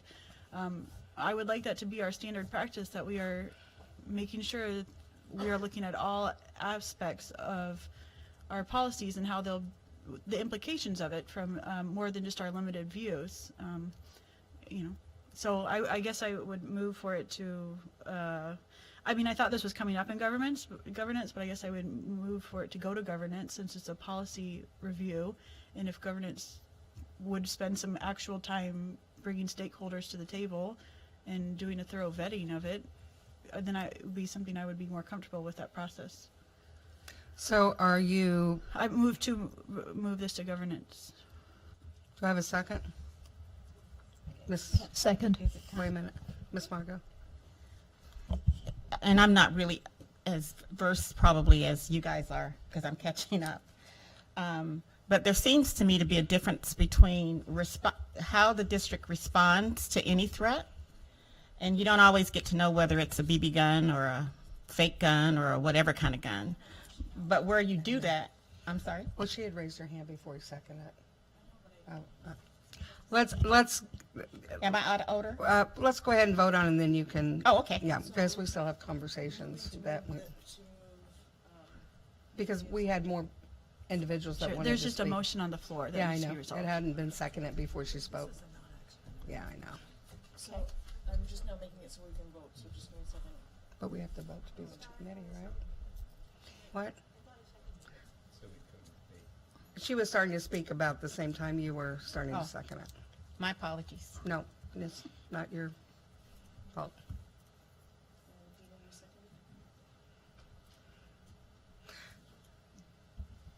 Debate on the motion? Yes. So if I could let Ms. Bellamy finish her comment, and then you, Mr. Donnelly. Okay. So I guess I would support moving it back to governance simply because I think I hear what Mr. Donnelly's saying, but I also know that when these risks present themselves, we don't always get to know up front whether it's a BB gun or a real gun. We just know something's going on. So the response to it has to be immediate and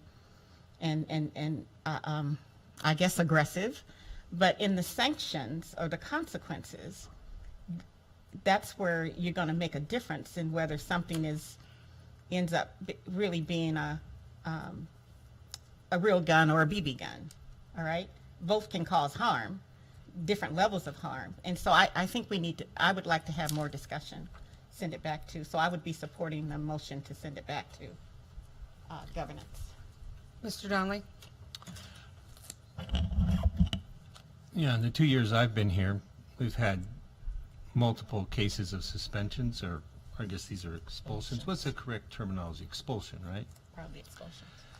And because of the way the rule is written, there's never a recommendation for longer than a 1 year presumptive. And I think that's just wrong. I think it doesn't make any logical sense that we're suspending students for bringing an air gun to school for the same presumptive period, although we don't have to let them back in the same amount of time, but for the same presumptive period as somebody who brings a hand grenade to a classroom. I think that's just ludicrous. I've made a motion here that we have a longer period of time, a presumptive period of time from 1 to 2 years, where the matter at hand was a loaded semi-automatic revolver with a loaded additional magazine. And that wasn't approved. And I thought that was a serious mistake by this board. So we need to address this issue. I do not think the current policy makes any sense. It's like having a criminal law where there's no distinction between the seriousness of the damage done. This current policy doesn't take into the seriousness appropriately. And I think bringing one of these destructive class weapons, which is already defined in the regulations, is a much more serious offense than some of the other offenses that get the same exact presumptive time period of expulsion. And it's a pretty straightforward question. There's no question of constitutionality here or technical. I think it's just really straightforward. Should we treat BB guns and non-firearms that are currently classified as deadly weapons, the same as deadly weapons or instruments of mass destruction in our board policy, and I don't think we should. And I don't see any technical issues with that. It's already defined in the rules what a dangerous weapon is, or a destructive weapon class. So let's just, address it. Do you want that to be a longer period or not? I think it's really straightforward. Dr. Bishop. Thank you. I think what's on the table is the merit of discussing it longer, which is what's there. But also, if you think about it this way, that expulsion means forever. Expulsion means never, you don't come back. Expulsion is you don't get to come back. The presumptive is the part that is the first time that the board will hear whether they have a student come back. So the presumptive sanction is that you cannot even come back to the board to request any kind of leniency, or as you talk about the differences, of seriousness. There's differences of age. There's differences of circumstances, similar to the law that provides it. The way school discipline is written in presumptive sanctions, whether they be, a 3-day presumptive sanction for smoking on school grounds or whatever, they're basically saying it cannot, a suspension, is an expulsion, but it cannot be any less than this. But technically, just so you understand, expulsion is forever, and the presumptive part of that is just that we presume that they will not even come back to us within a year. But as the president said, not coming back or at all is also on the table. So just so how it really isn't law. We don't have criminal law in schools. If it is criminal, it is addressed by the criminal justice system, which these are. This is just the school law or the school process piece of it. I'm going to go with Ms. Michaelis first. So also to agree with Dr. Bishop that we do have a motion on the floor, and it is to talk about moving it back to governance. I can tell by listening to everybody that this is a topic that, we all want to, dig into, understand, and make sure we are making the right decision going forward. And so I am going to vote. And you followed the right process. You got more than 2 to say, let's put on the agenda, and we're having the conversation. We have to go back to governance. I'm going to support that because I do want to make sure we understand all sides of it, and I would encourage, others to get ready to vote on that. Mr. Holloman. Mainly for clarifications for anybody that may be listening and be confused, we don't treat it the same. And this is worded differently from, say, like a presumptive sentence, which it's not. If there was a parallel in criminal court, it'd be, well, we're going to put you in jail for at least a year, and we may never let you out. That's actually what our policy is here, and we are counting on the wisdom of later boards, maybe a year later, maybe 5 years later, to look at how someone who might have been a first grader has changed during that time. So it's worded differently, and it has a different impact. We don't treat them the same. We'd never treat them the same. I can't imagine a board that would look at someone who brought in a grenade with aggression and treat that the same as a BB gun. I would be boggled if that happened. I would support moving this to the committee. Okay, no further discussion. I think we should go ahead and vote on moving this to committee or not moving it to committee. So the amendment is? The motion is to move this to governance. Right. And does the board want to put a timeline? In the past, it's been a concern. Do you want governance to consider it I can make the motion with a timeline for reporting back, or just let governance review it? I think it needs, my opinion, it needs to be moved forward to governance, and it needs to be addressed in a timely manner, which would be within the next 1 or 2 governance meetings. Do you want that in the motion, or? Sure, I move to move the consideration of ASD Memorandum 163 to governance for consideration within the next 2 months. Meetings, whatever.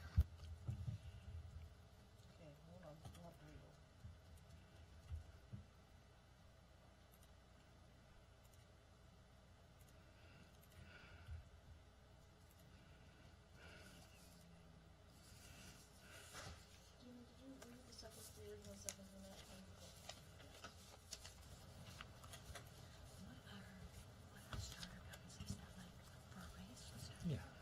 I don't know why they would put them in the same category as a dangerous, as a destructive weapon, but that's the way it's written now. Oh, I just wanted a point of clarification. Yes. Are you on, Mr. Donnelly? It went off. Yeah. The specific proposal that we're voting on moving back to committee suggests an age of 13 and above for bringing one of these weapons to school before they would have a 2-year presumptive expulsion. It doesn't apply to first graders. Right.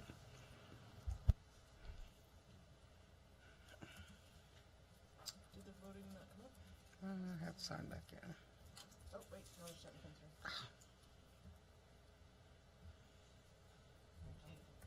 I've got a window that's blocking me from voting. Would you like to give me a voice vote? And Mr. Donnelly, did you want to give me your voice vote or if I'm up or down? Okay. And Elisa? And Elisa? And the only other one that has not come through is Mr. Holloman. Did your voting square come up? There you go, yes.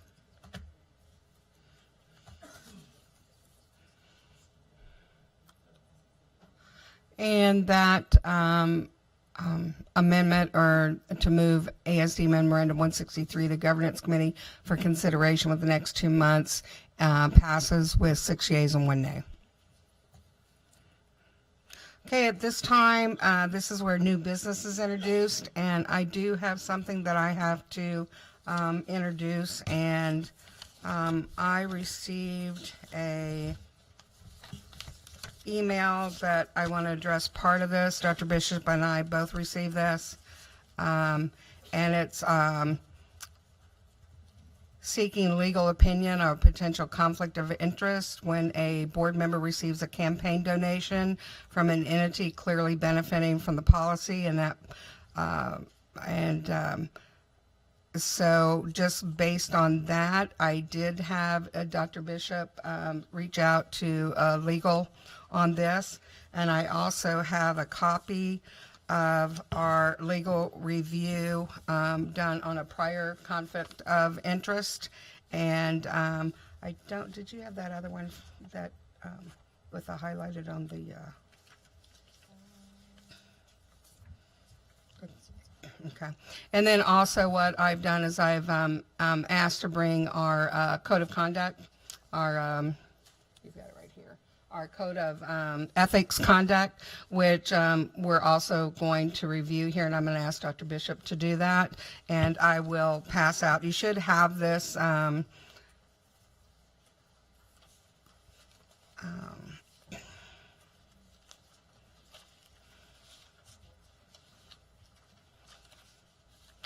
and this is from right. Yeah. Did you make copies of it? I did, but I did one to store. Oh, all right. Does everybody have one of those? I don't know. I did not make one. We don't have one for everybody. Yeah. Madam President, in regard to conflicts of interest, this did come up for a member who that could serve at a different level of government and voting in items. We did have information about that, as well as what was previously requested, that if an entity benefits from certain policy and a donation was made to a member from that entity, is that a conflict of interest? And essentially in the board code of ethics, it is under number 2, And it talks about board members will act in the best interests of the Anchorage community, representing them honestly and equally, and avoiding conflicts of interest with other board members, friends, family, staff, students, businesses, which this would be vendors, this would be other organizations, this would entail that, as well as special interests. Board members basically should just understand that the conflict of interest or perception of a conflict of interest undermines public trust, and that board members would disclose any conflict of interest in accordance with APOC, which is the Alaska Public Offices Commission, and the MOA Code of Ethics, which is the Municipality of Anchorage. Essentially, in summary, board members will hold themselves or other board members accountable for complying to this code of conduct. I believe that the request, prior request made by a board member to another board member, as well as this present request, is following that procedure, asking, is there a conflict of interest? Again, though, the conflict of interest resides with the board member, him or herself declaring the conflict. If there isn't a resolution, or if a board member does not believe, again, in the Code of Ethics on page 6 of 7, there's a section called Board Member Concerns about Board Member Conduct. So if the conflict of interest isn't accepted or understood, or a board member still feels that there is a concern, under board member concerns about board member conduct, there's a provision that states if the concerned board member meets with the other board member remains unsatisfied, the violation is satisfied, it's been addressed, the concerns are unsatisfied, rather the concerns can then be submitted in writing. The allegation to the board president should take place if the board president is part of that conflict. The vice chair, which is now member Hildy, would address it if it's the conflict. Again, it precedes that, so it's really the board itself with the accountability here, not legal, not the administration. If after the conference, basically at this point in time, if there continues to be a conflict, the president or vice chair who's addressing it can have it investigated, get more information, ask for legal counsel, and then to share the outcome of that. So that's where we are presently. So, and I hope everyone could see it up there. So given that this came, I wanted to make this, the board aware of this, and just state what our Code of Ethics is and what our procedures are if somebody wanted to move forward. Ms. Hildy. And I just want to draw the board's attention to the corollary board bylaw 9270, talking about the appearance of impropriety. So something may be perfectly fine for you to not have a conflict of interest, but if there is any appearance of it, it's instructing us to over-disclose. In my profession, we always over-disclose if there's a hint of impropriety, because we want the most transparency for the integrity of this board. So that appearance of impropriety, if there's anything, you shall fully disclose the circumstances, and the board, without that member's participation, will then approve or disapprove of the member's deliberations and voting on that. Just to keep in mind. So any other board comments or discussion? Just wanted to make all board members aware of this and what the procedure is. Does there remain a conflict, or is this? Well, since it's not directed at any one person, and it's just saying, what does it say? That can't receiving a campaign donation from an entity clearly benefiting from a policy. And so it would be whether that board member felt that they were influenced by receiving a campaign donation on how they voted on that policy. And it's up to that board member to disclose that conflict. If they have no conflict and they feel that they voted in good faith, just as with other things that have come up before this board, I think it's up to the board member to disclose that conflict of interest. And if they feel there's no conflict of interest, then there is a procedure to follow. Any questions? Pardon? Yeah. I actually, go ahead, Ms. Hildy. Thanks. I wanted to bring these up during the work session, but we just ran out of time. So some things that I'm just, we'll call it stressing over. When are we going to start working on post-destination 2020 goals, and what kind of timeline do we want? You know, is it going to be next May and we're going to say, hey, we came up with something, or are we going to have a process throughout this year? Are we going to have community input, stakeholders saying what, or a review of Destination 2020 and saying, here's some areas we learned that might really benefit our students if we focused more on these 3 areas in the coming years. I'm just concerned about our lack of timeline, and I think it'd be great to start working on that. And Ms. Mitchell and I have been discussing this in some of our meetings as president and vice president, and we do feel like there should be an ad hoc committee to put together a strategic plan on how the board would like to move forward with this, and what kind of input we'd like to get from the community, from the public, from teachers, from students, and how we move forward. Do you want to make that committee now, or you want a resolution? I'll make a resolution next week if you want. We had talked about putting it on the agenda for the retreat, but maybe that would, I mean, maybe we should do it now. I don't know what the better approach is. I would love for the work to start, and then at the retreat we can get some direction from the board, since we'll all be meeting together, and present something to the board and say, here's maybe what the process might look like, and then at the board meeting we could have clarity. Well, as president, I can appoint an ad hoc committee on strategic planning for transition from the 90 by 2000. And at this time, I know that Ms. Mitchell has expressed interest in chairing that, and if she'd like someone else to help her with that would be fine, and then board members can opt to become part of that committee. I welcome, I mean, I'm happy to chair that, and I welcome anybody who would like to be part of that. And Alicia, I would love your input on this. So if you are willing to serve on that, that would be fantastic. I would love to get to work on that with you. Awesome. Anybody else? Well, yes. So the committee would come up with the plan that we're going to implement to come up with our goals.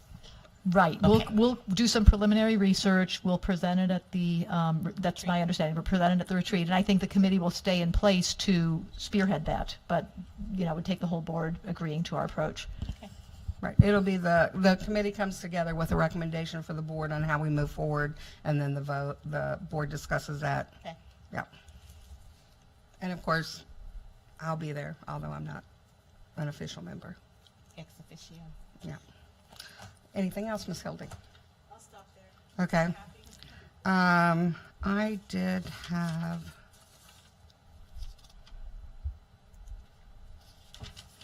well, I had something else, but I can't remember what it was, so we'll wait. Oh, Ms. Snelly.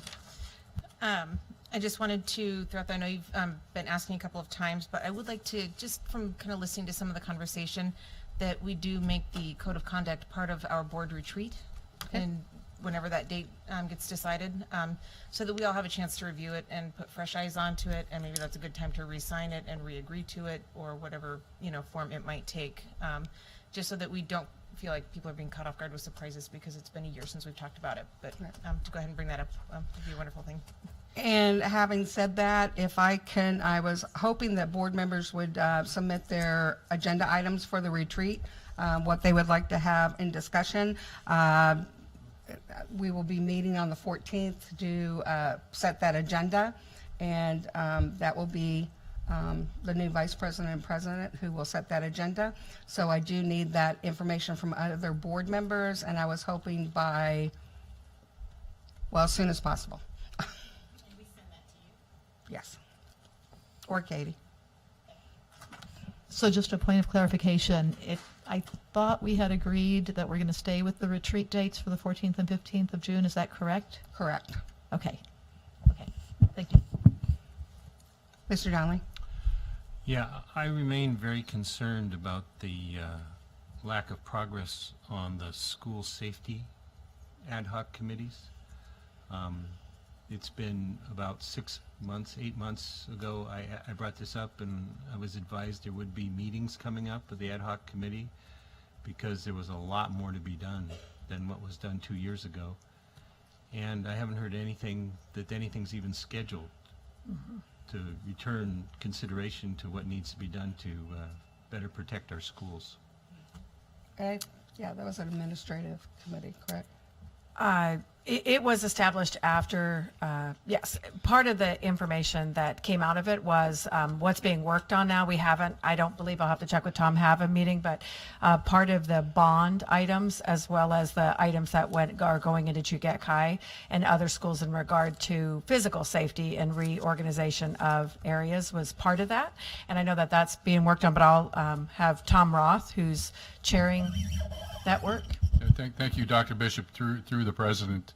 So if I might, what the district is doing on a monthly basis, we do host a monthly security integration meeting, and a lot of the initiatives and recommendations that came out of that safety ad hoc committee that board member Donnelly is referencing, after the Parkland incident, are items that we're continuing to work. Examples are security systems, surveillance systems, keyless entry, amongst others. So it is a continuing process within the district, probably more programmatic. Madam President, perhaps we do an update officially face-to-face so that questions can be asked. Yeah. Okay. Thank you. Yeah. Any other new business? Okay, at this time, I would ask if there's any public testimony.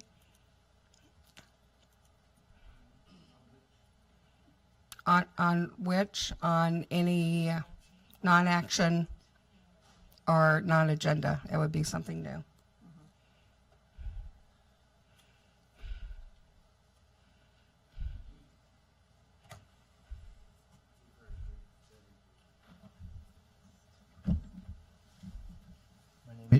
Am I on?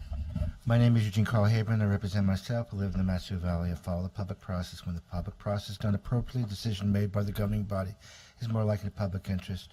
I'm not going to be addressing what I discussed earlier. Just 3 points. Frequently during the meeting, I was having trouble following with what members were saying. There were some problems with the mics. You saw me a little bit more closer than normally, and that's because these sidebars with mics not working are creating a situation the public can't hear, number one. And what I'm saying is just respectfully so that everyone can hear each other.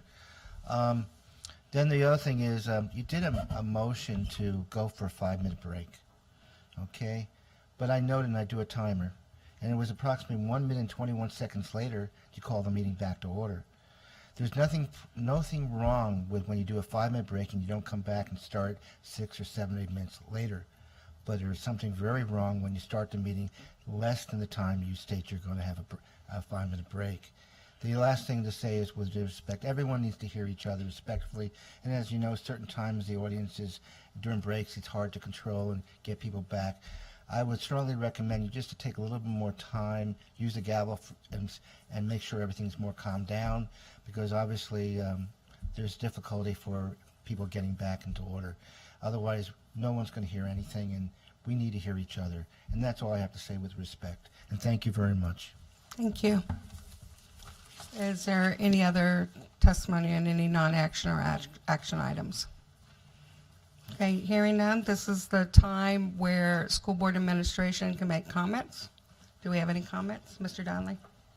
So do we still have the School Safety Ad Hoc Committee? I mean, does it exist still, and when will it meet again? Through the president to member Donnelly, because it is an ad hoc, it's called when needed and not. And so I believe we can get, I don't think we've disbanded it, but it has not met. They're working on the initial recommendations. And so I will report in the Board Connect Friday about the plan for next meetings.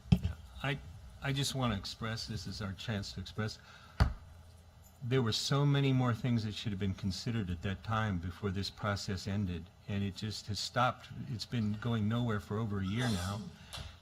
The committee hasn't had another meeting, and I thought that the report was very, very, very incomplete as far as its analysis of all the potential things that can be done to make our schools safer. And so I'm very disappointed the process hasn't continued. I think it's great they have their monthly meetings thinking about what they already have on the list, but I think the list is very incomplete and needs a considerable amount more work, because I do not think we've done everything we should be doing to make our schools safer. And Mr. Donnelly, maybe, just a suggestion, but maybe you could meet with Mr. Roth and share what you think those further items might be that need to be addressed. I'll bring it to the board. Okay, thank you. Because I've done that. I've done a lot of research on this subject, and I've been waiting for an opportunity to bring it to the committee, because that was the process. Committees. I was going to bring it to the committee, right? But every time I was told, well, the committee's going to be meeting, it's been over a year now, and the committee has never met again. Okay. So, yeah, I'll just bring it directly to the rest of my fellow board members. Okay. We welcome that. Ms. Mitchell? I'm just curious, since this preceded my tenure on the board, who is the chairperson of that committee? Through the president to Member Mitchell, Tom Roth and our chief academic officer, Mike Graham, chaired the committee in regard to immediate concerns following to look at our written policy as well as our capital infrastructure. So our behaviors through policy as well as, and it was a small group. They worked over time with parents to come with some recommendations for administrative recommendation, what we could put in policy. We followed through on that side. The other side of the house was the capital, and it was continuing. There has been an intent. It hasn't been a year for which we have said we don't want to think about safety. There's quite a few things that were very safety driven this year, starting with student behaviors at schools, earthquakes, things like that. So I want to take the responsibility personally. Had I known that there was a list of particulars that wanted to be delivered, we would have immediately had an opportunity for a board member to share concerns. I was not aware of that, but I would say that ASD is thinking, especially this year of any other year, is continually thinking about safety. So we will respond after the board has had its opportunity to look at those recommendations. Thank you. Okay, on a good note, I'm going to say I went to the ACT graduation today, and I tell you, you need to bring a box of Kleenexes with you, because those individuals have amazing stories of what they've overcome and how they were funny, they were articulate. Some of them were so interesting. One of them talked about she went in the men's bathroom by mistake on the first day on the job, and just mistakes that we all make. But there was humor, there was tears, and there was just this sense of, I have accomplished something and I'm ready to move on. The transition was good. So kudos to Cindy and the group that works with them, and the teachers, and the students couldn't say enough good things about their teachers and how everything they do for them. And it's not just that program, but all of our programs, and what our teachers do for our students every day. And even administration, I mean, this district is about our kids, and everything we do, including the board, is about how we do that better. So thank you. And if there's no other comments,